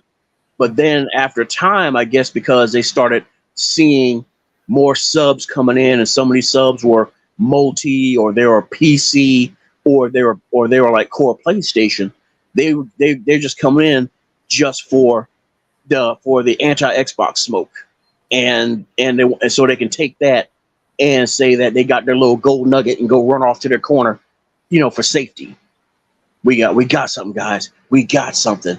And to me, I felt that that's all it was. That you only tune in just so you can get that little nugget and go run off somewhere. It's like somebody, it's like a little child being assured that that Santa Claus is going to be here in the morning. He's going to be here. So don't you worry. Don't you worry, little Jimmy. Don't you worry. And little Jimmy can go curl up in his bed with a big smile on his face. And that's all it is. And that irked me, is that they felt that we're not going to get anywhere unless we do this, unless we provide this little bit of service, this little bit of fan service. We got, so all of a sudden that's where the whole I'm not a fanboy, I'm not an Xbox, I'm a gamer. That's where that crap started coming from, and I got irritated with it because it started spreading out to like a whole lot of other people who I used to enjoy watching. And the moment they started chasing that crap too, I cut the rope. Well, that says a lot, right? So for me, look, guys. If you guys like, if there's somebody comes across this video, if you like their podcast and you like that style, then more power to you, man. I'm not trying to tell you guys what to watch or not, what not to watch. I'm just being honest. Definitely not. And so for me, what it is just like, dude, we occupy like the gaming streets in the sense of we're in the gutters, like we're in the trenches, right? And so for me, when I look at stuff like that, I'm like, look, dude, if you want to be multi-console, be multi-console. You don't have to rep Xbox, because a lot of times what ends up happening, right, is that these guys end up being wrong. Like if you would listen to a lot of the main, like just think about all the main Xbox guys. If you listen to any one of these guys, all the advice that they gave Microsoft was absolutely unadulterated, 100% incorrect. Incorrect. Like they were wrong. Like they shouldn't be chasing Sony. If they would have went the route of AAA games, they'd be in the same situation that Sony is right now, where Sony put all their eggs in that one basket. Now all the numbers are starting to come out because it all got exposed in court with the simple fact that it's just like a big movie production, which guys like myself have been talking about for a while now, right? Because Well, the thing is, I mean, other than electronics, but electronics and music, what else is Sony? They are music. They're movie production. So yeah, and Sony that left Sony a long time ago. Even in the TV, like you go into any Best Buy, man, like Sony has their TVs there, but everybody's looking at TCL, Hisense, Samsung, LG, right? So they don't have a marketplace to sit in anymore. Where Sony just has their brand name. It's just like PlayStation. PlayStation just basically has their brand name. But when you go into a Best Buy, right, and then the electronics have already filtered that out, right? So on the high end, you're going to go LG and possibly Samsung. And that's the space that Sony is. And Sony can't dip any further, right? Because that's occupied by all the Chinese brands, which is TCL, right? And which is Hisense, which unfortunately for Sony can give their TVs a run for their money, as opposed to features and cost. Can totally overrule you buying a Sony TV. So a lot of people I see buying Sony would have been like myself back in the day, being a big believer in the Sony brand because they did make quality stuff. That's no longer the case, right? So I don't have to. They've lost me. I can speak on that because when it came to electronics, dude, I used to be core Sony all the way. I think a lot of us were. Yeah, man. But once they started fudging on their stereo receivers, because I used to be one of those guys who used to like have like every component of a stereo setup. Mm-hmm. I have I'd have the equalizer, the receiver, the reverb, and all that stuff, the tape deck. I used to have all that stuff, and it's like, dude, it's like I went through like 3 different ones because they just kept burning out so quickly and easily, and I just got tired of it. And I mean, dude, I had like a you ever heard of this brand called TEAC, TEAC? No. Yeah. See, now that's an aftermarket brand, and that lasted me longer than my Sony receiver, and the Sony receiver costed like 3 times more. So I was like, after that, I was like, nah, screw this. Well, that's the problem with a lot of the products. Is what they did. They started following the US, and they started outsourcing, right? Because of course the money, right? Whereas when they did a lot of their stuff before, electronic, anything that they built, they did it all in country, right? And then just the level of detail, attention to detail, like we say in the Navy, the level of attention to detail that Japan would have, and their high standards for the stuff that they produce, right? They put a lot of effort, and it means something to them. Like even to this day, when people go to Japan and they go to eat, right, they're just blown away by the service and stuff like that. It's just a whole different animal. Unfortunately for Sony, right, they left that behind because they were chasing the dollar, right, and they kind of cannibalized. In my opinion, this is my own opinion. They cannibalized. It's a global market. I understand that, but they kind of cannibalized their own industry. It shows, dude. It shows with their approach, with their game development. Where I mean, other than a Sobo, I mean, it was a team of Sobo. No, not a Sobo. The ones who do that Astrobot. Oh, Ibo. That Ibo one? Yeah, No, I know who you're talking yeah, yeah. That's it. That. I think that's them a Sobo. I think. Well, it's like they carved out every single Japanese studio they had and kept only them. And the ones that wanted to stay employed were shoved under a Sobo just to do Astrobot, and everybody else was just thrown out to the wind. So if you was a fan of Gravity Rush, well, kick rocks. Um, that's done. Did you enjoy The Last Guardian? Did you want to see a follow up? And it's to that. about. So They started chasing that bag, man. Is what they started doing, right? Because they went with the big AAA, and it also doesn't help that you have a media that fanboys over them. Right. yeah, They're like the critics in movies, right? It's like, oh, this is riveting. This is absolutely a movie you must watch. It's the best movie of the year, and all this kind of crap. And the average person looks at that. It's like, nah, dude, I don't want to watch a movie about a gay homosexual hobo going across the country. yeah. It's like, And when's see, the next Avengers coming out? When's the next Superman? That's not due to a general audience. So this is what happened with to me, and to be honest with you, with Sony, because they were like, well, Triple A's, they're the bangers, right? That Triple A bangers. And again, you watch their showcase, they realize now that that's not where the money's at, right? That's where people talk about it. As we know online, people are full of crap, right? They sit there and they say, oh, day one, this is the new hot stuff, this is this and that. Then they don't even buy their own games.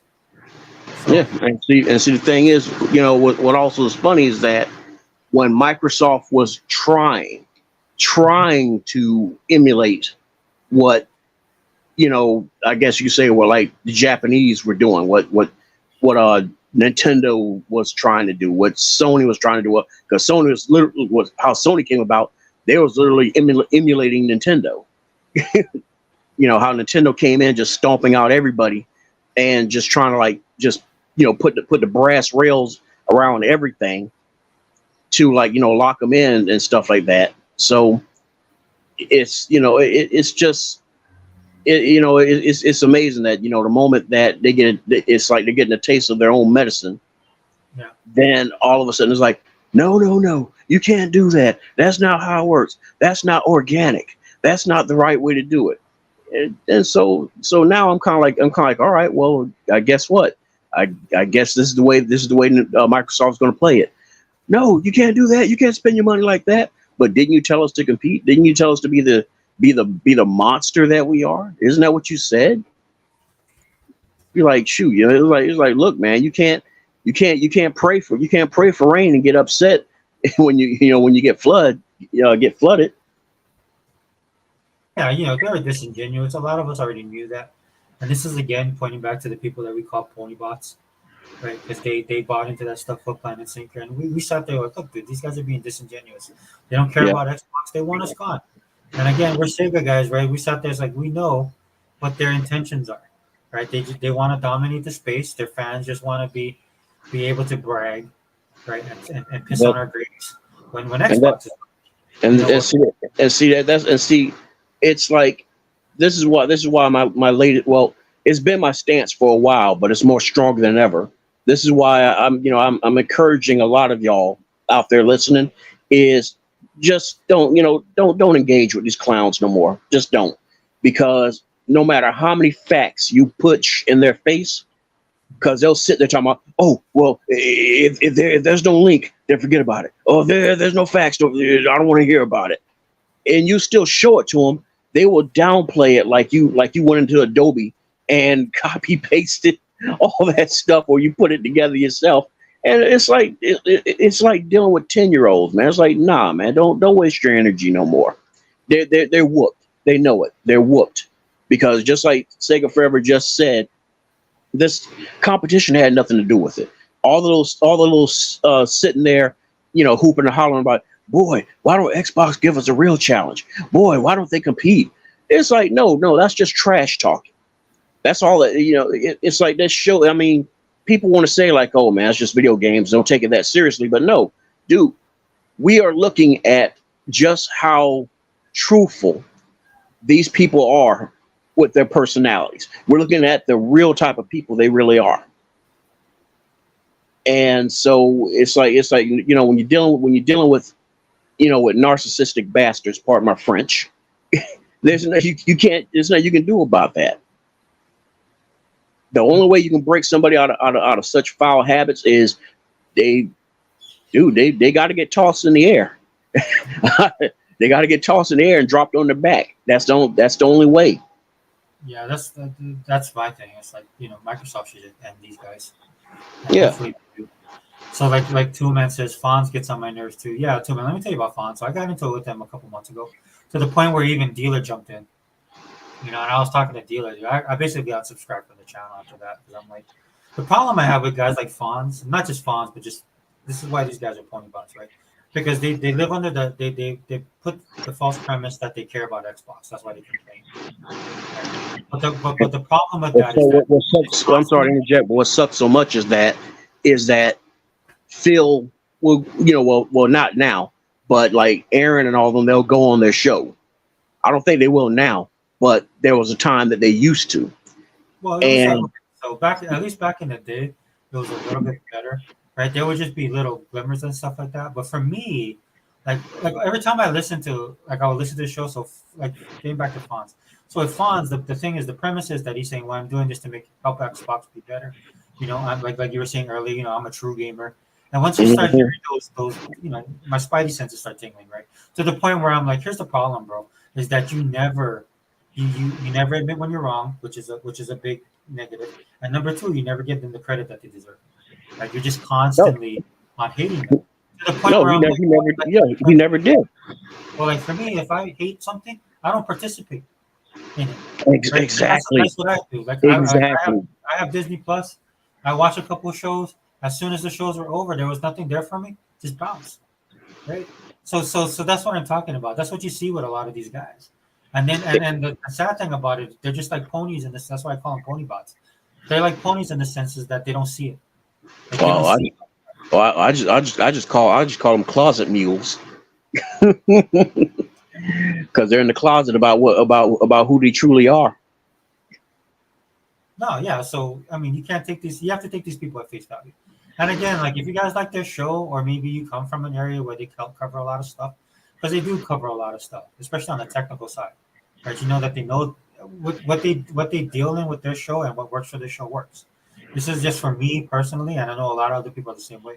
Because again, right, like you were saying earlier, Firebots, this becomes ammunition in the console war that we got to deal with, right? Because and even in the media, they'll be like guys like what's his name, McCaffrey. Well, in the Xbox community, they're not happy about this. I'm like, what Xbox community? Who Xbox community? Who are you saying represents us? Because these guys don't represent me.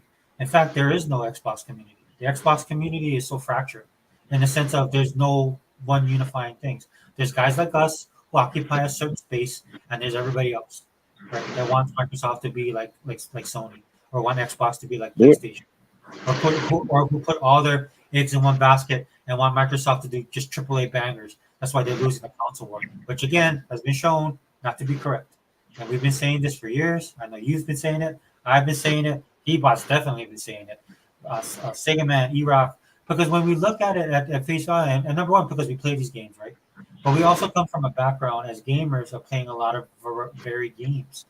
Like we just don't play one type of game. We play a lot of different games, and you're living in a time now. This was what shows these a lot of these guys as frauds, and exposes a lot of gamers. Right? You're living in a time now that's unprecedented because you can pick a game that's supposed to be an action adventure game, and there's RPG elements. There's a little bit of sim, right? They don't. They're just not 20 hours stuff. They can last up to 60 hours long. There's you factor in DLC, you factor in an online component, all of this stuff, right? And that's all being spearheaded by Microsoft and Xbox.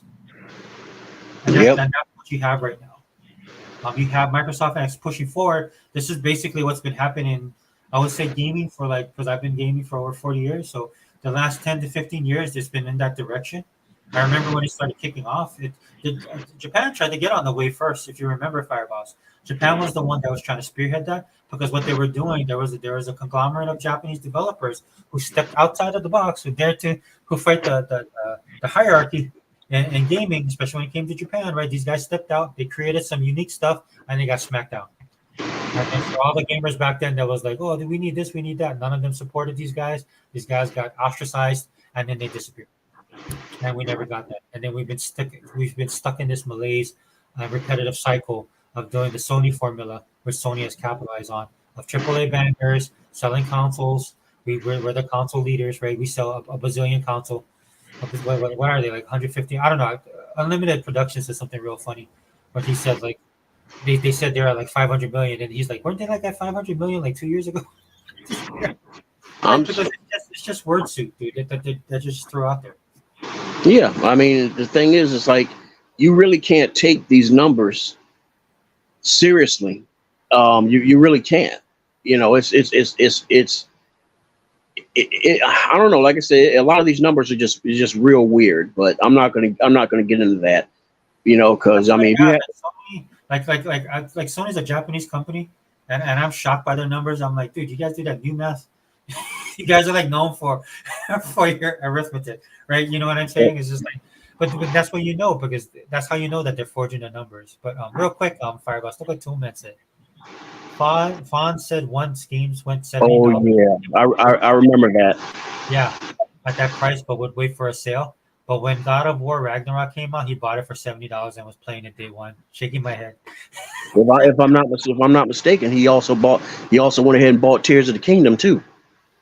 Yeah, dude, these are, but dude, that's why. Yeah, and see, the thing is, it's like, it's like it's like you said, like I'm not a Nintendo guy, so I really do not care to speak on them. I mean, Yeah, at one time I was, but as long as you know me, I done beat that horse into the dirt enough. yeah. But it's We just can that, we can leave it for unlimited. Unlimited, we'll do. We'll take up the slack. yeah, but it's just that it's like the one thing I will give Nintendo is they know how to milk their IP. They know how to make things fun because after all, that's what gaming is supposed to be. It's supposed to be fun. It's supposed to be entertainment, right? So I'll always give them that credit, and I always give them their flowers on resurrecting a industry that was practically already dead and buried. So I'll always give them that. But Nintendo of now, I I can't rock with this. Yeah, I really can't because to me it's like if it's like once Sony cut their nuggets off, that was it. That was it. They found this little cozy lane. They're coasting it, and they don't want it. It's like nah, man. Because of our name, we're outselling everybody, and we don't even have the power narrative.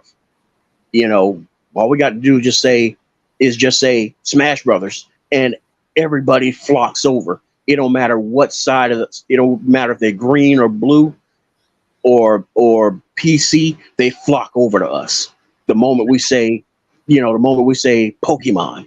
And the thing about it is that to know they have that sort of power is frightening, and it's been shown just how frightening it is what, like, for example, when Sword and Shield was first shown and everybody saw how broken and messed up that game was looking, mhm. and here it is. I think at the time it was like only like 2 months away from releasing.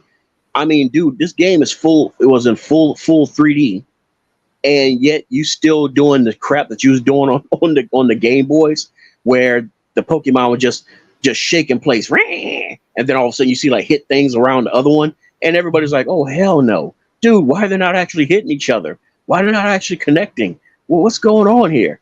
Everybody made a fuss about it, and it made sense because it's like, come on, man, this is the new age, come on. And everybody said we're going to boycott. We're going to boycott. We're not going to buy this game because we know Nintendo can do better. We know that it shouldn't hurt them that badly to put another hundred something $1,000s in getting some animations in there. Sure enough, when the game came out, what did everybody do? Everybody still went and bought it and made that shit broke records. Basically, basically telling Nintendo that, hey, it's okay to half-ass. Yeah. It's all right. So We'll buy it. We'll buy it anyway. no, but So that that's the thing I was talking about earlier though with Bethesda. This is why I tell Xbox guys when you see people assaulting like Bethesda on Starfield or stuff like that, just sit back for a moment and watch. Don't jump on them there because they have their own fans, right? Their own yeah, fans are like that. So that's how Nintendo is, and I'm jealous of that, dude, because that's what Xbox needs. Xbox needs those fans. The kind of fans we have right now. Like I say, dude, if the console war was real, I'd shoot these dudes first. If we're Xbox, if we're going to well, war, and these guys on our side, dude, I have to shoot them first because well, they're not trustworthy. You can't depend on these guys. Where at least in Nintendo, they'll complain and moan, but they still go, they show up. They show up. They show up and they show up. Right? They buy their stuff. Like we might not agree with them. Like for me personally, they should not be the industry leader because they've etched out this sketch. They've etched out this section of gaming, and they like being where they are. They do what they do. okay. And But for something everybody's talking about this next Switch, the new Switch. Dude, yeah, which is we ain't gonna see that thing for another 4 years. yeah, or longer. They're not stressed to do that. You know, No, so for because me that doesn't. the current one is still selling Yeah, but yeah, exactly. at But it full doesn't. price. But it doesn't matter to me for the simple fact that this is why they are where they are, and Microsoft Yeah, needs what's to going take. on, Hundo?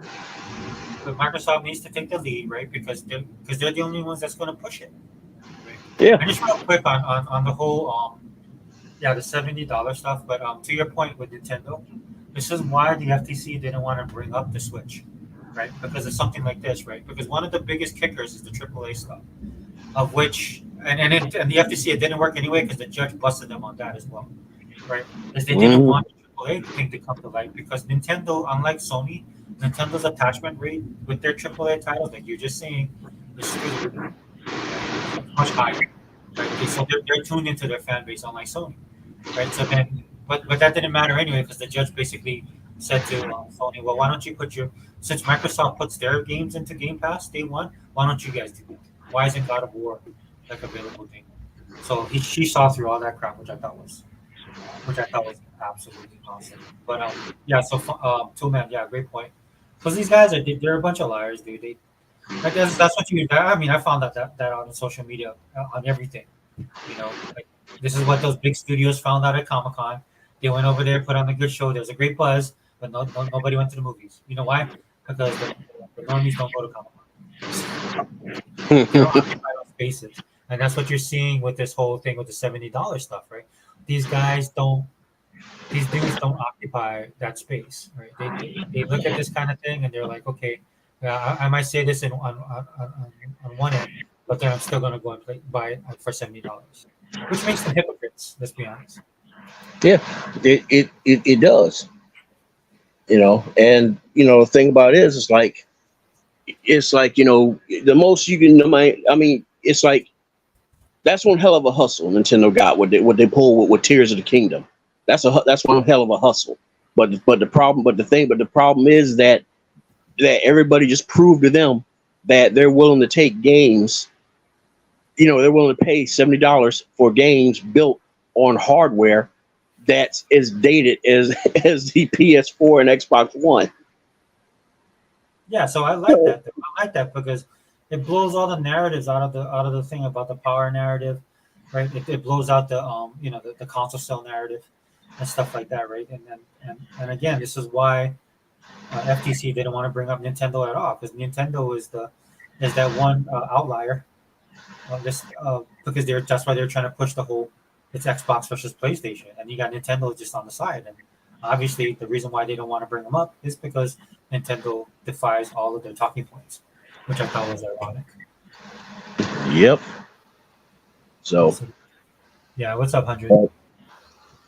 yep. But as I was saying in that one space, in that spaces and everything, as I said that look, it don't matter which way it goes.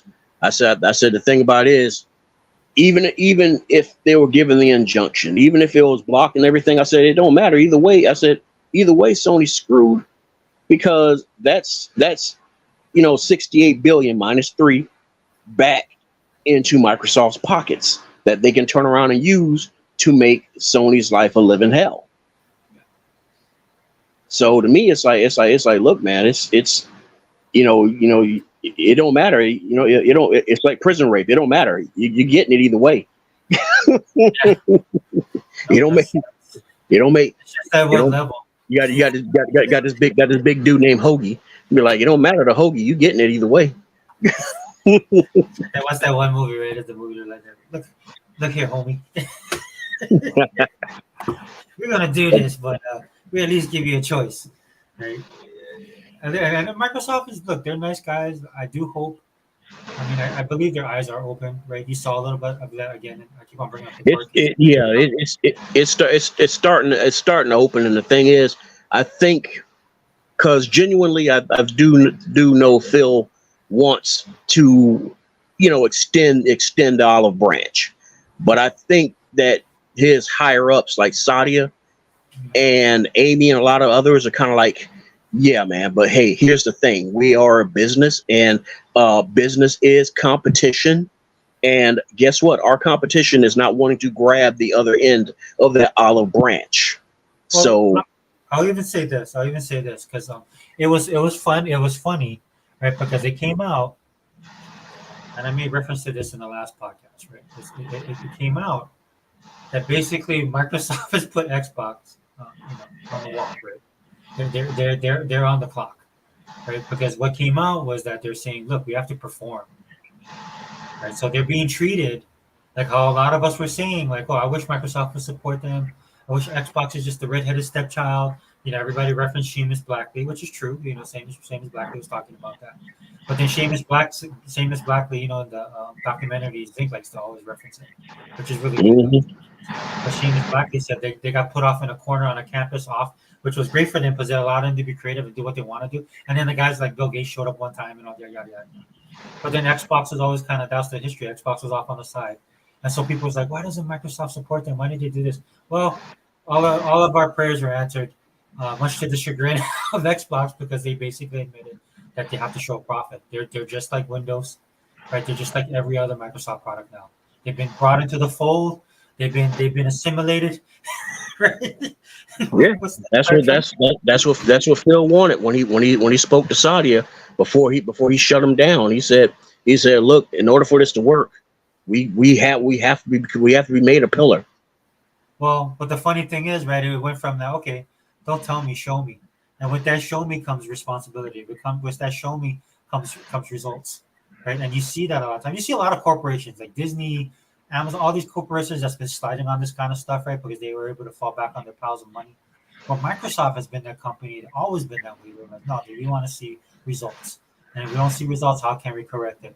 And eventually, if nothing works, then we gotta cut ties, right? So I think by that as well, that is kind of forcing the hand of the guys at Xbox. This is why you have the email that was sent out on what's the guy's name? Matt Booty. When he said that, well, we can kind of spend. To me, it wasn't done in a threatening kind of way. It was done in a business kind of way because now Yeah, they're forced to yeah. I show mean, what dude, the numbers. business is business. Yeah, this is why they share the numbers. It's not really for us in the gaming community, man. It's for the business side, right? It's for the investors. It's for the markets. It's for their bosses, right? Because there's money being switched. There's money being look. 80 billion is a lot of money. I don't know if you know. That's not chump change. So when they talk about engagement and just how many people got, that's the kind of stuff that people put out there to give in as indicators to other people within the industry that look, this is where we are, this is the future prognosis, this is why we're doing what we're doing. It's all justification, right? We all do that at work, right? Like one of the things I always do at work, I keep every single email, dude. Just because I know later on, like 6 months from now, dude, we have a discussion, and then 6 months we meet, and then we're seeing what the project is, and all of a sudden everybody doesn't know what the hell's going on, right? It's like, well, I thought you said this. I'm like, no, here you go, and here's the email, and here's your confirmation, right? So I'd be like, here you go. This is what you said. This is when you said it, right? This is how much it was. This is how much you said it was going to be. This is what you decided to do, but you forgot. That's all this is. That's all it is. It's really not made for our consumption. It's kind of cool. I think it's cool to get it, to see these kind of things, right? Because like I always say, I like the machinations, but at its core, it's so that they all on the same page, which we saw on the court case, right? When these guys didn't miss a beat, And even Satya stepped out, man. Satya's like, yeah, I don't even like exclusives. Yeah, but yep, Sorry. but even then, he still had to admit that. Yep, but this is how they dug in and submitted into the industry. So Oh yeah, yeah. so if we want to compete, this is what we got to do too. Yeah, they're all on board, man. Microsoft, proper, they're on board, and I love it personally, man, because because you get to see stuff like this. You get to see them kind of wield their power, for lack of a better word. I can't find anything else better to say. I don't want to say like they're these overlords, but I mean they're a big corporation, dude. They're $1 trillion business, right? And they have this type of power, and it's great to see, man, because it keeps everybody honest. I'm not sitting there saying that them doing this is so that they can be overlords of this gaming kingdom. I like it because when power like that is used properly, when it's used responsibly, right? When it's used without reproach, when you have corporations that can sit there and set the record straight, this is going to cause Sony to sit up and not do the stuff that they're doing. They'll probably try and get away with it, but when it comes to Xbox now, they can't. You can't incorporate Xbox into your plans, like how Jim Ryan had the cojones to just sit there, or as we say in Hawaii, the Olos, to sit there and say, "This is what we want. We want A, B, C, D, E, F, G." To Phil Spencer, and I'm sitting there Yeah. reading, and I was like, "Dude, man, Oh yeah. Like yeah, he had well he grew some nuggets. man, Like it's like the Grinch. Like where's what they said? His nuggets grew 3 times large. Like I mean, serious. Like, dude, did you honestly? It's like, are you honestly trying to? After I mean, after all this time, I mean, after like what, like coming on 2 years, you didn't have a problem with them buying Bethesda. I mean, ZeniMax. Now all of a sudden there's a problem. yeah." Like, man, get the hell out of here. So that's a person, like I'm just gonna be honest. Like some people on the internet, just a little bit too comfortable, right? And then, like our boy Mike Tyson said, dude, everybody comfortable talking behind that keyboard, Mhm. right? Because you have a sense of anonymity, right? Which is fine, right? But then be responsible with that anonymity, right? Be responsible for the words and your stuff put out there. And then when you take an L, soccer, when you take an L, what's that other discipline? Right? Just own up to it, man. that's You know, that's pretty much it, man. I mean, dude, it's like, yeah, I mean, yeah. Well, either way, just like I said, man, it's no point going back and forth with these clowns because they will refuse to take the L no matter whatever, no matter what you show, whatever happens the next day that completely destroys whatever narrative they try to get out there and spread. Because dude, that's all it is, man. They just out here just trying to like spread stuff. And another reason why it's pointless to even bother trying to get in front of it. The fact of the matter is, if you really look into it and look around, the we all know who's the largest percentile of the gaming market, right? mhm. That's the casuals, the kids and the casuals, right? Oh yeah. The kids and the casuals. See, there's something I notice. This is a far cry different from 2013. The kids and the casuals aren't paying these clowns any attention at all. So there really isn't no point to even bother. Just do all they're doing is they're just being echo chambers amongst themselves. Because if you go into those tweets and those posts and you read the comments and stuff like that, a lot of them are just yeah man, yeah, Xbox ain't got no games, yeah, they ain't got nothing. That's all it is, man. It's like I said, it's like the little 5-year-old kid being put to bed by his mama, being told that it'll be all right, my sweet, you'll be all right, my sweet dear. Everything, mama would be here in the morning. You get breakfast, and they coil up with their teddy bear and their blankie with the big smile on their face, because that's all they can do. That's the only way they can make themselves. I guess you say that's the only way they can brace themselves for the pounding that's coming. Because it's going to be a pounding, and they think Spidey is going to save them. I think deep down inside they know. I mean, you can tell by just their reactions, the videos they're making, the comments, the stuff that they're making, the way that they're attacking. Dude, they're going too hard about it. For somebody who sits there talking about like, Man, we worried about that, man. We got Final Fantasy 16. Man, we worried about we got Spider-Man 2. Okay, cool. Then why are you over here in our lane? No, that's because their backs against the corner. They know. They see it. They don't want to admit it. Subconsciously, they definitely know it. And some of them are smart enough to know, but they won't admit it. And then this is all they know. This is all they have, which is sad, right? You kind of feel for them in a way, not really, really, but not really, just No, for the no, sake of no, I don't feel anything. yeah, because I've dealt with them for the longest time. It's been a long time coming for these I'm guys. like, yeah. And the thing about it is that we don't need to keep reminding them because they know, or they wouldn't act out the way they are. They know it's coming. They know it's coming. They know there's not a damn thing they can do to stop it. They see everything that they do. They're fishing for ammo. That's all. They're fishing for ammo to make it feel like they got some fight left. They're hoping for this deal to fall through. So it's like yeah we tripped them up. We tripped them up, and it's like, dude, as I said before, $68 billion minus the three. I always emphasize that went back into their pocket.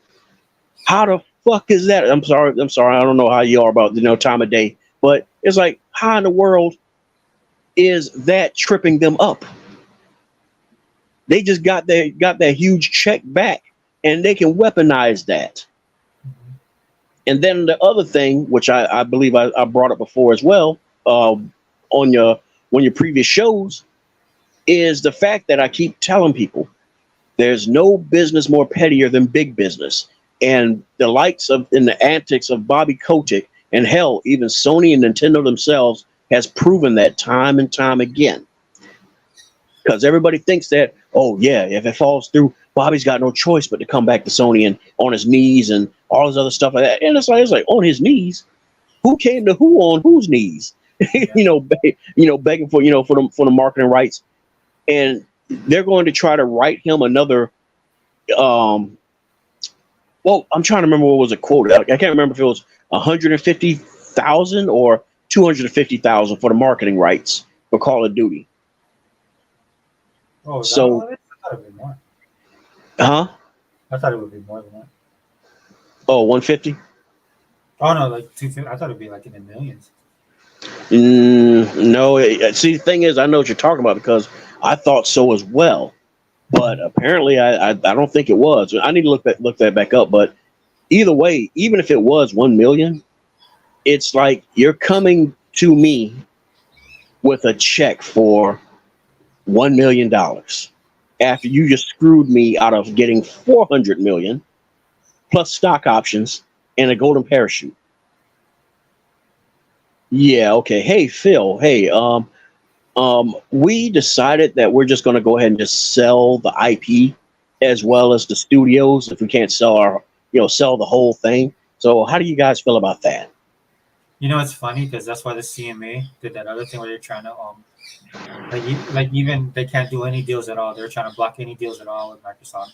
Which I was like, dude, at that point that's why I knew they were in Yeah, their that's pocket. that's Somebody's that's pocket. just I was like, dude, you guys are just you ain't and hiding see, it now, man. and You guys see, are the going thing all is that's going to fall because that's overstepping their boundaries. yeah, That's going too far. I just would ignore them personally. Yeah, Not a yeah. principle. Their government's going to be like, are you? Because their government is already on their backs. Like, man, what the hell is wrong with y'all? Well, and that's why, again, I'll reiterate this: what Brad Smith said, what he did. That was a veiled threat, and to let them know, like, look, dude, we do a lot of business with you guys, and this might jeopardize that. Yeah. See, and see, the thing is like, see, um, UK, this right here should be a wake up to the UK. That's all I got to say. This should be a wake up because in no universe, in no multiverse whatsoever, was this a competent decision to give full outright powers with no government oversight to an agency. Hmm. That was complete idiotic. I mean, they have a different form that they do with it. They have a different form of government, like their style. Like with a lot of the stuff, like they did the Brexit thing, right?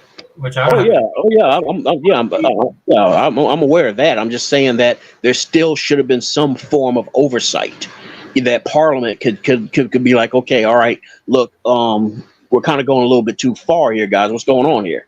Oh, but Because what I'm saying, now they got to go to this little tribunal thing, which kind of seems more like grandstanding at times yeah. So that's because they can't make them overturn it. They could just push it back in their face saying try again. no. But So they wanted it to be that way. Is what I'm saying, right? So what's happening is they do the Brexit thing, right? So what they need to be is more business friendly, but because they still have the old apparatic systems still in place in their government, like the CMA, right? And then now this is why you have the CTA or whatever the other form is like, and then you have the what is that, the prime minister actually getting involved, telling them, look, dude, we want to be a friendly environment because they can't fall back on the EU like they used to, right? For whatever, like for all the stuff that people say was good or bad or whatever. I'm not talking about that, but just in general, they're literally on they're their own economy now. So you would think, right, being under their own economy, that they would be more business friendly, which working with Microsoft would be business friendly. So even though that they're moving forward in the way of being business friendly, they still have those old connections and that old, it's just like anybody else, man. You're trying to kick a habit, but you have those old desires or those old hangups. It's for me personally that's where I look at the CMA. I agree with you. They need to just disappear, and that's basically what Microsoft said. That's what all the other tech people are saying to an extent. Like people in tech industry and financial industry, they're like, dude, if you guys want to be a serious player like you say you are, you need to get rid of this old way of thinking. Will they do it? I don't know.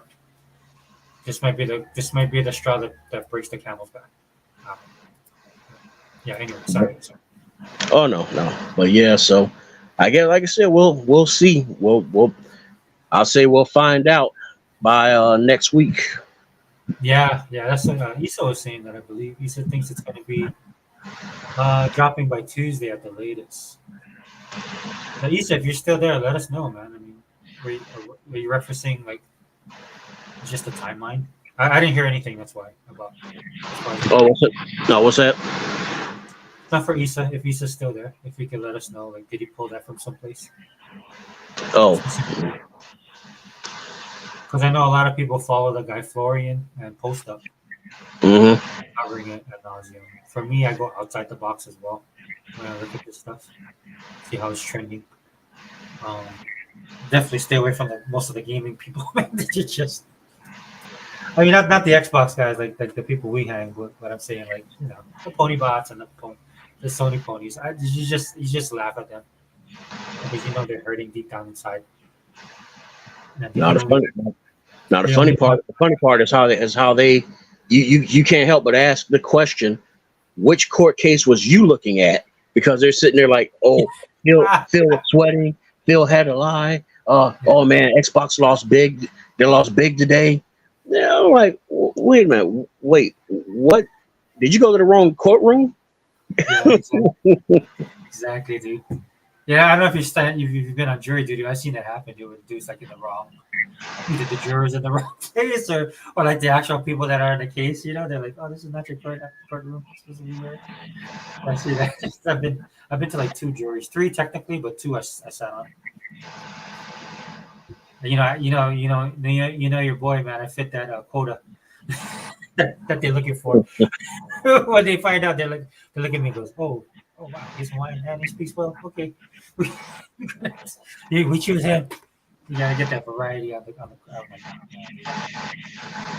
But it's interesting, dude, to watch. That's why I liked keeping up with the AKB stuff, man. I found it very interesting. A lot of stuff that was being brought to light. It took them being under oath, man, for Microsoft to give up. Like, a lot of stuff that we think about, like where are we on this kind of stuff, and that's because they're under oath. So I thought that was cool. Yeah, but any final thoughts, dude? Like anything you have? Like, so basically, this was just about your the reaction. Oh, I guess we could just kind of dive a little bit on the whole. Did you see what they're saying about? I know you're a Sega person. Did you see what they were saying about Sega? Yeah, I've been yeah, that I mean that just came from out of nowhere, and it's funny because it's funny because I mean it's like for the longest time, I want to say like I think around the time that the Series X hit, Mhm. that there was rumblings, there was breadcrumbs I was coming across that was pointing at Sega being the next potential target.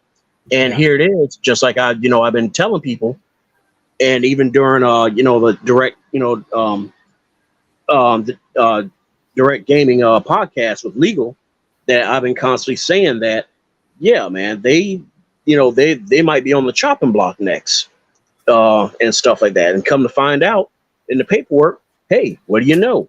I was right. They were in talks. Mhm. But the thing is that being in talks is not the same as being bought. And I don't know what happened, but it's like I keep saying, it's like I want Sammy gone. That's all it comes down to me. Is I want Sammy out the damn door. All right. Because to me, the where Sega once was has been dragged down down under the dirt because of Sammy. Because Sammy is not a gaming company, dude. They're a financial holding group. That's all they are. They're just a holding group, and that's all they're going to keep doing is just milking nostalgia. So I've always been on the mind of like it would be nice if, say, somebody like, like if Peter Moore came in and said, you know what, I want to do it one more time, and just say, hey, let me buy the entire stock of Sega, or let me just take over as CEO or something, which I know they won't do, they won't allow, because that's the other issue with them, is very proud Japanese. So it's like, because to me it's like, I feel if that was to happen, that would probably be like the somebody kicking the gate open for Sega to try to come back into the hardware sector, because Nintendo already done prove it. You don't need to match power for power. Is and to me it's like there's only one out of there that can match Nintendo beat for beat, step for step, without having to go toe to toe with power with the Xbox or the PlayStation, and that would be Sega. If Sega was to make a device like the Switch, but slightly powerful, just a little bit more stronger, and dump their full catalog on there, new Golden Axe, new Space Harrier, running like 4K 60 ray tracing or something like that. If they were to do something like that, dude, Nintendo would have no choice but to answer.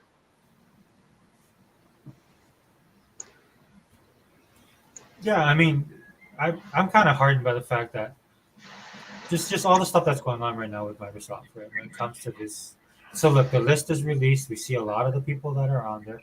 I didn't necessarily just automatically assume they're going to buy everybody, right? Because logistically it didn't make sense. But what it did show is that nobody was off the table, which I think is important, right? So for Yeah, somebody like Sony, for all the ponies out there, right? That's just something that you have to take into consideration. And it's just the way that Microsoft approaches things, right? It's very clinical, right? They look at the numbers again, which I think has served them well. I think they try to listen to fans and trying to gauge the pulse of the gaming community. That's betrayed them, right? Because the gaming community does not like Microsoft. And doesn't like Xbox. So doing what they've been doing, looking at the numbers, breaking it down, making the pitches that they did. I still, for me personally, Sega is one of those ones that I think they're still interested in. And then a lot of people were saying that when the Sega president responded, it was interesting to me, right? Because he said it, but he left like those little two words for now. Now some people say, well, he misspoke, maybe he doesn't know English, which is kind of messed up, right? He said that. I said, okay, so he spoke specifically in the beginning of that title. So you can read the second part of the title however you will. So I'll read it the way I want to read it. Yeah, that's not off the table. Microsoft's still looking at them. And that could be something he said because they can't really speak on it because AKB is going on right now. Right. So that could throw a little bit of the wrench into the works and give ammo to the Sony side and the FTC side. For me yep, personally, I could see it happening. And I would like it to happen just for the simple fact that Microsoft would be able to give them the backing that they need financially that Sammy just can't. Yeah, and see, but see, the most important thing of all, Sammy is out the door, just like we saw with ZeniMax's leadership, because everything that's been going wrong with Bethesda going down into the gutter has been because of ZeniMax's leadership. But I think because the And guy, who's the guy? Man, I feel bad not knowing his name, but when that person passed, right, the person who started on, they have a lot of high respect for that guy. That basically built all this kind of stuff. And then, like you said, with the ZeniMax thing, and then that guy passed away. I guess they also needed somebody like a basically like a what do they call it, like a guide on, right, to kind of be there to give them that cushion. I'm sorry. Anyway, yeah, and see, the thing is, to me, I also feel that that's probably the other reason why when they were first, because you remember Microsoft tried to buy Sega more than one time, dude, and each time Sammy has wiggled free of the grasp. And I just, like I said, I'm just throwing this out there. I feel that part of that is might be because they're kind of like sitting there like, once we get this money, where else do we go? What else do we do? Because it's like Japanese life, all they know is work. And it's kind of like, where do you go now? It's like, well, what do you do from here? So I guess maybe that real world fear hit them. I don't know. Like I said, I'm just throwing this out there. That's all I can do, guys.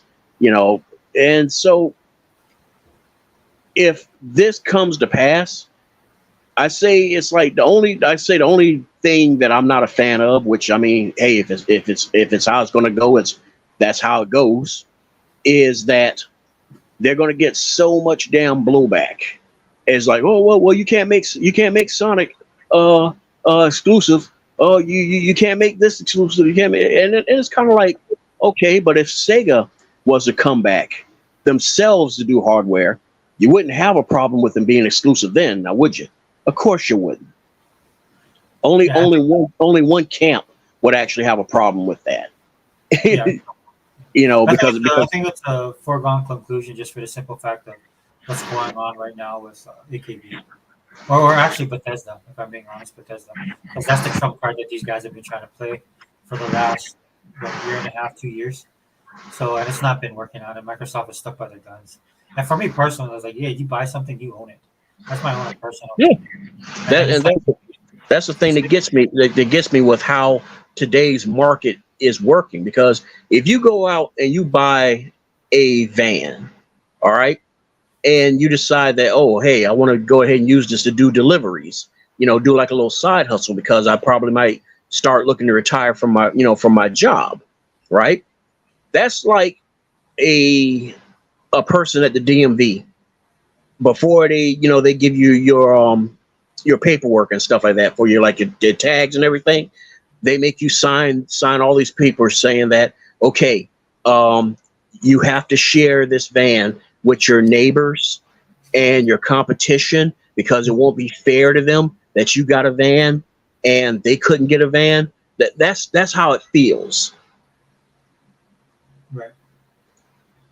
That's Uh, that's exactly. I mean, I mean, everybody's viewpoint is probably different from mine, but from my viewpoint, that's what it's like. You're telling me that you're punishing me, you're crippling me because I used what I earned to try to step up is what you're trying to say. That's what you're trying to do. And that's well, what it looks like to me. well, I'll even go a step further. People will probably, I mean, especially at ponies and pony bots, they don't like this at all. But like I said, Microsoft buys something, they own it. And the thing that I can't stand the most is people like, "Oh, you're keeping me from playing the game." I'm like, no, like Microsoft is not going to stop you from playing the game, right? You just have to play it on their ecosystem, which is either PC or an Xbox, or eventually if they put an app somewhere, right? Then you have to go over there. They're not keeping you from playing the game. The person keeping you from playing the game is yourself, right? Because you're making Exactly. a conscious choice not to buy an Xbox. This is what pisses me off about Ponybots, right? Because Ponybots will be like, well, what they're doing is, I'm like, no, they're not doing that, dude. And you're an Xbox guy, so you should know better, right? Like for me, if I wanted to play God of War, I just don't want to play God of War. But if God of War and Spider Man were that awesome, where I wanted to play it, I would go buy a PlayStation, right? I won't have because if you're a gamer, that doesn't matter. Honestly, if you're a true gamer, that stuff doesn't matter. Right? But the problem right now is when you're on the PlayStation side, you would weaponize that for the console war, right? And then you didn't have to Mhm. have any concern about it because nobody called you on that crap. Well, Microsoft just bought two huge publishers with huge games that are going to be now in our ecosystem, and that puts the ball in your court where you got to make a choice, and you're Yeah, choosing not to participate in gaming by not buying an Xbox. It's that yeah, simple. So yeah, all these pony bots, especially the pony bots, that makes excuses for this stuff. I was like, they don't have to make excuses for nothing. They bought it, they own it, right? And they're not going to block them from playing it. You just have to come into the ecosystem that Xbox is in to play it. They're not going to stop you from playing it. It's not like Xbox is saying they're like, okay, we're not going to put it on here, so you can't have it. Like, yeah, no, it's like we're putting it out, but then you just got to come to our side and play. If you don't want to do that, that's you. That's all on you. yeah. Because everybody's so quick to say, "Oh, you want to play Final Fantasy 14? You know where to go. Oh, Yeah. you want to play Spider Man? You know where to go. Hey, Wolvie's coming. Logan's coming. You know where you got. You know where you got to come if you want to play that. Yeah. Oh, you want to play 16? Final Fantasy 16? Oh man, I mean, even the damn director, the damn game director said the same blasted thing. Exactly. Yep. You got to get a PlayStation 5. So And again, okay, honestly, guess what? You want Elder Scrolls 6? Guess what? You better you better put something aside for that Xbox. Or if you don't want the Xbox, just go ahead and just get it on your PC. yeah, and that's what it is. Like Microsoft don't even get credit for that. Like they even went the extra step of actually putting it in an ecosystem, so you don't have to go buy the Xbox if you hate Xbox so much. Now, obviously, like we've been told 1,000 times, you guys have like $5,000 PCs where you can play stuff. So I don't know what the Yeah, problem. you know what? Let's segue into that. Yeah. You see the new thing going on now, right? Where all of a sudden it started off with one. I think it started off with like one or two of them showing that. Oh yeah, I just went and bought a PC to go play Starfield, right? And so now everybody's like making fun of them because these are the same people who are talking all this smack about Starfield was going to be mid. Yeah. And one dude that like J Rock, like went after. My whole thing when I chimed in was I was like, okay, well that's cool. We bought a PC, but I said, but here's a problem I'm having that I've been noticing with a lot of y'all is you take this picture of a PC and you'll put it up there, but for everybody that I've ever known that has, finally built them this ultra nice rig, this setup and everything, they'll be bragging. They'll be talking about the specs. They'll be like taking more than one picture because he only took a picture of the front. So you could barely see anything on the side. If you look closely, you can see that, what you guess was the graphics card, I guess, but Mhm. that's it. Other than that, the case looked pretty damn empty. And that's what everybody was clowning them about. And so that's where I'm like, so you took a picture of just the front. This is your computer. You own this. But yet you didn't think to take a picture of the side. You didn't think about to talk about about the specs or the insides. It's like, dude, no, to me, it's like, nah, man, you downloaded this picture from somewhere else, and it just happened to have a PlayStation 5 in the shot, Right. and you're going around, perpetrating, if familiar with that word, saying that, oh yeah, this is me, this is all mine. I find that very peculiar. That's the great thing about geek culture, man. That stuff comes to light because there is a certain method to the madness when it comes to the stuff that we love, and we geek out about, right? Especially when it comes into gaming. So Yeah, yeah, I mean these dudes are constantly getting exposed. That's why I stay on Twitter. It's interesting to watch. I don't really block people on Twitter. I've never had a no, reason. I've had a problem. no, the only ones I block are the ones trying to sell me crap. Yeah, yeah. But like I do get a lot of like the. I mean, like for me, Twitter, like they still got a lot of work to do on their stuff, right? I mean, but it is what it is. I mean, it keeps me in tune with the stuff that I need to know or want to know, or the communities we keep up with, which again has been great during this last couple of months, right? Because you can actually see these guys lose in real time. So that's always a plus. But do you got anything else, Fireboys, you want to touch on? I'm good, man. I just saw that you sent me the link a while back, and Yeah, yeah. I've been pretty much kind of staying a little away for a bit. So I, Oh, cause yeah, we had a death in the family, oh, I'm sorry, brother. I'm sorry. I'm kind of like trying to parse through that because Okay. basically it's my uncle. My uncle lived he was living with us for like the past like 13, 12 or 13 years, Yeah. and he just got real sick, throat cancer. Uh, So yeah, man. I mean, it's like I know it's not gaming related and everything, but look, I'm going to say this to everybody that's listening and anybody that watches this later is look, a person's body is their choice. I understand that. I respect that more than anyone. But what people need to understand is the fact that when you get sick, when you are on your death's bed, and God forbid when you do pass, that becomes a problem for everybody around you. That you're leaving to everybody that you could have avoided just by doing what you needed to do to help yourself. And yeah. that's what bothers me about this situation. So you have any loved ones, any friends who are are sick with something that can be um operated on, grab them by their fucking ankles if you have to and drag their ass to the doctor. Drag them. You can worry about the law later. Drag their asses there, because nobody needs to be dying or passing out over some stupid shit. Yeah. And that's all I have to say on that, man. But I really appreciate you having me and sending me the link. Yeah, no problem, dude. No problem. I'm glad you came. I'm sorry about the time again.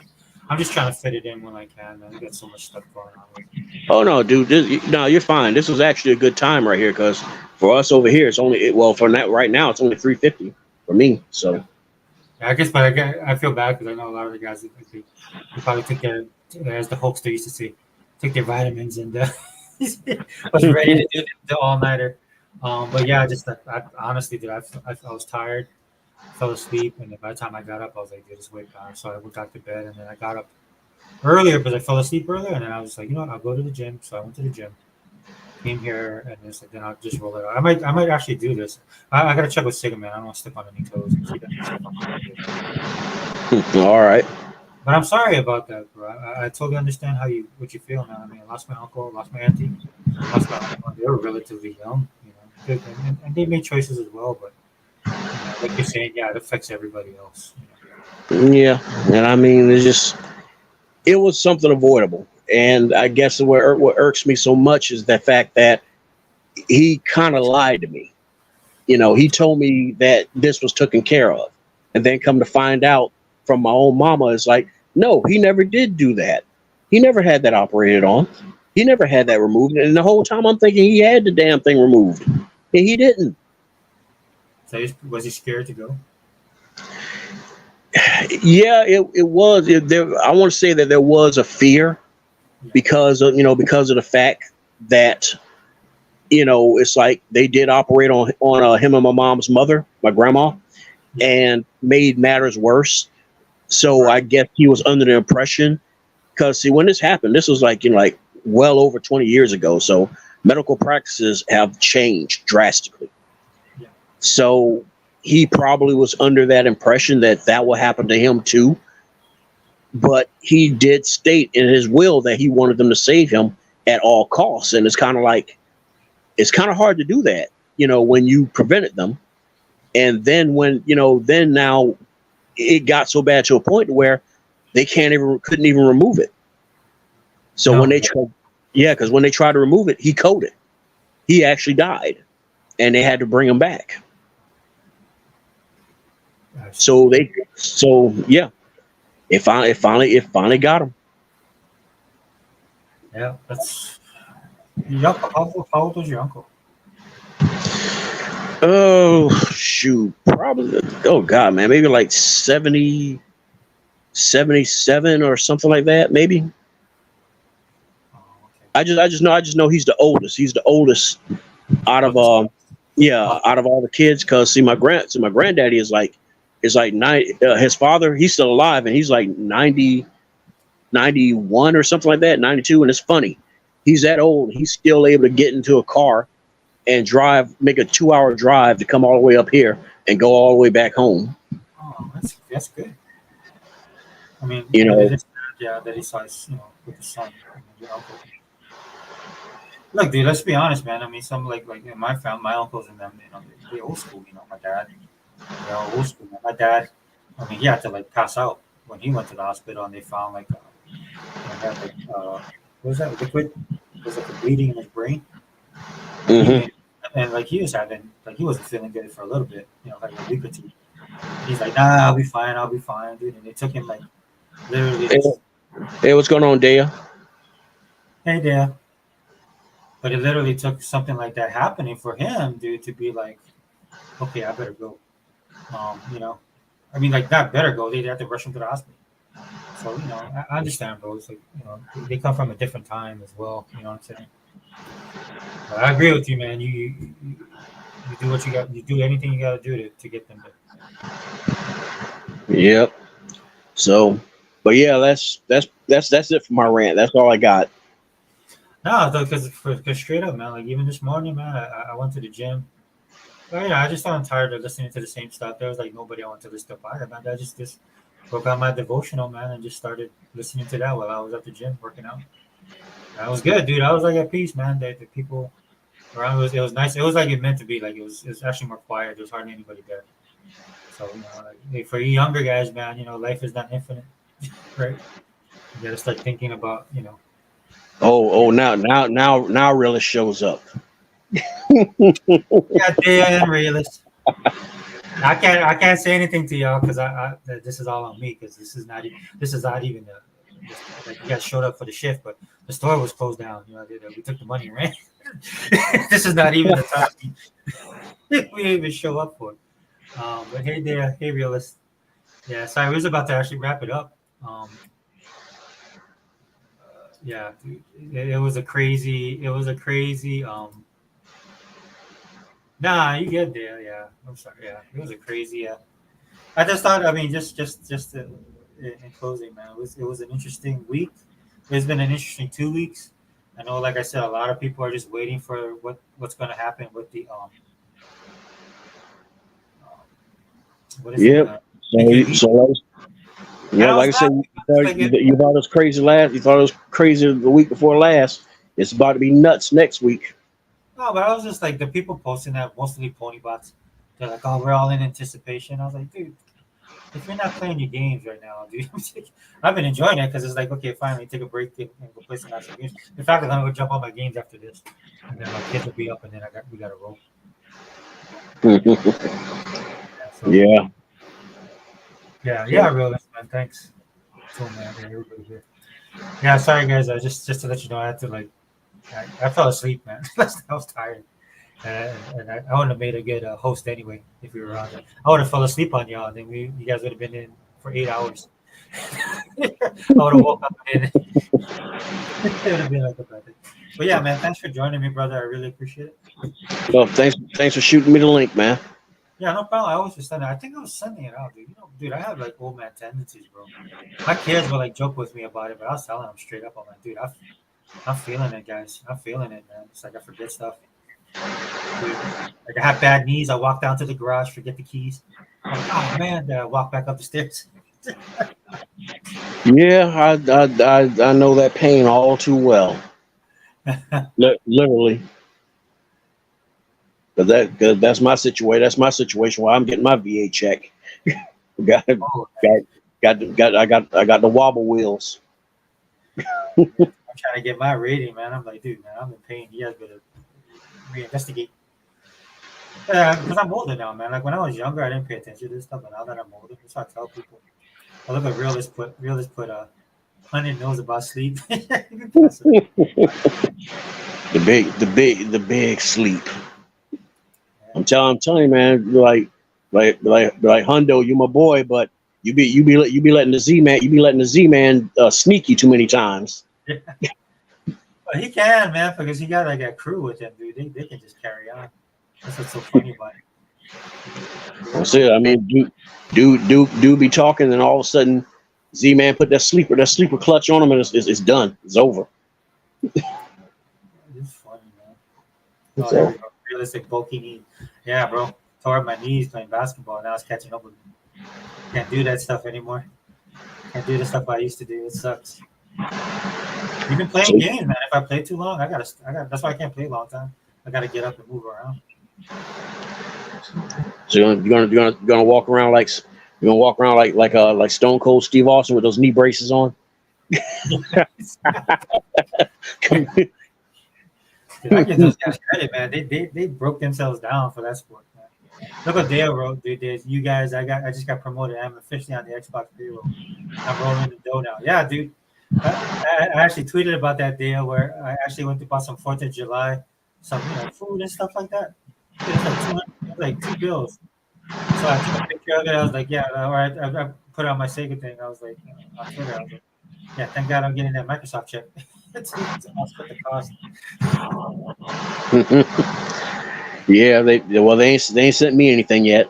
I need to got a few things that need to be taken care of. Yeah, Dan, don't forget about us, man. You put in a good word with us, man. I know you're close with Phil and Sarah. Let them know. I'm serious, man. Botting's hard work. Oh yeah, it is. That's the heavy lifting of all gaming communities. Dude. Oh, look at that. Yeah, Lee told me. I was like, what? Yeah, I told me that they're gonna hook us up. Get us in there. Like they put these ponies are delusional, I swear. Yeah, well, this and then the stuff they come up with, man. It's one thing to come up with a conspiracy theory, but when it's so lame, it's just like, dude, come on. I was like, that's the best you guys can do. That was horrible. Seriously, and the thing about it is that the conspiracy theory came from somebody who was fraudulent to begin with, anyway, themselves. Yeah, exactly. You know what it is, man? This thing was so bad that these dudes can go right for Marvel and Star Wars. That's the same quality type of writing we get in with those two franchises. So go sign up there, all the pony bots over there, or the ponies. Yeah, they are delusional, bro. I'll put in a good word for you guys. Just submit your resume. Oh, that could be a bit of a problem. There was this time in 1991. Now, Phil, that man, they look at that stuff, dude. They look at all the data. Yeah, but definitely. They sent you a whole free Series Xbox. You bought and paid for. Shoot, I ain't realized I'll be bought and paid for, man. They cut me a check. I'll be more than happy to shill for them. I mean, that's what we get accused of anyway, shilling for Microsoft. So I'm like, might as well get paid for it. That ticket to Japan ain't gonna pay for itself. That place ain't cheap. Or at least the places I gotta stay. Oh. Yeah, I can't get no bed and bath in the countryside somewhere, dude. I need a regular toilet and a bed. So I can't be like like some of these influencers. This much and then you look where they are. It's like, dude, you have to climb a mountain and Like, hey, realist, what you doing, man? Shh. Hey, quiet on that. Yeah, keep it down a bit. Yeah, guys. So I'm gonna have to roll out. So Fireballs, man, shut yourself out. All right, everybody, y'all know who your boy is. Number one cotton picker, tobacco cropper here in the South CAC. This is your boy Fireboss. You can find me mainly on Twitter. Basically, currently right now, as far as any games go, I need to get back into Nina Cooney before I move towards 2. But I've been pretty much absorbed with playing Stranded Alien Dawn, which is like a community management survival community building game. I recommend it, So yeah. So that's basically what I've been up to. Yeah, man. Thanks for coming on, dude. I know it's like kind of messed up notice, but I appreciate you showing up. And then I'll shout myself out to Sega Forever, all in channel on YouTube with Sega Forever on Twitter, and as well as on Xbox, man. If you guys are on Xbox, you can look me up playing games over there. We're coming straight from Hawaii with a pineapple picker and coconut wireless. That's how we do it over here. That's why the connection sometimes, man. Yep. Don't be working, man. Hey, you forgot one. Sugar cane chopping. Oh yeah, sugar cane, dude. The cane plantation. Oh yeah, dude. There was more than just, and I tell you what, there's more than just sugar cane being planted in the fields. Just to let you know, that was back in the day. I was riding on the bike, my dad's bike, and we'd be going to the cane fields. I'm like, "Oh, Dad, are we in the sugar cane?" He goes, "Yeah, shut up." So that's why I said there's this song, a local song called Cane Fire, and I didn't know what it meant all these years. And I thought about, I listened to the lyrics. I was like, "Oh man, dude, I don't know what Yeah. So anyway, man, yeah. But thank you for everybody. Yeah, let me shout you. And y'all, please be sure to hit that like button if you ain't already did it. Yeah, Help. and I appreciate the Help, chat. help. Dude. Help my man out here. Yeah, every like counts because there's a lot of hate that's going to be. We get a lot of hate on our side, which is funny. But anyway, yeah. So we'll just call it a podcast, man. Thank you guys for stopping by. Shout out to the chat, Dea. I know. Thank you for coming. Realist, again, I'll do better with the hours. Toolman, of course, he's always representing. And I know we had Issa in here. 100 even stopped by. Appreciate it. I should have sent him a link. I thought I sent him a link. Maybe he was busy. Mr. Kimo, of course, man. Mr. Kimo, he holds it down for the Xbox community. Always good to see Anthony Chipmunk. Issa, man, thank you for being here. I always like your commentary, dude. But dude, Issa always brings the good stuff. I would like to actually, Issa, man, just let me know when you want to be on the podcast, dude. I'll drop you that link. Just let me. We just gotta hook up on social media, and then I can send it to you. So we'd like to hear your thoughts on this stuff. It's kind of like with Dea, how they got Dea into the group and stuff like that. And when she like her first time, dude, she just hit out the park. And then we knew because she'd be commenting and stuff like that. The only problem was Unlimited. Thought Dale was a dude. That was the funniest. I make no judgments on this channel. You can be whatever you want to be. So as long as you Xbox, if you're in Xbox, get the hell. No, I'm just. But anyway, man, we out, bro. We out. All right, then. Thanks for having me.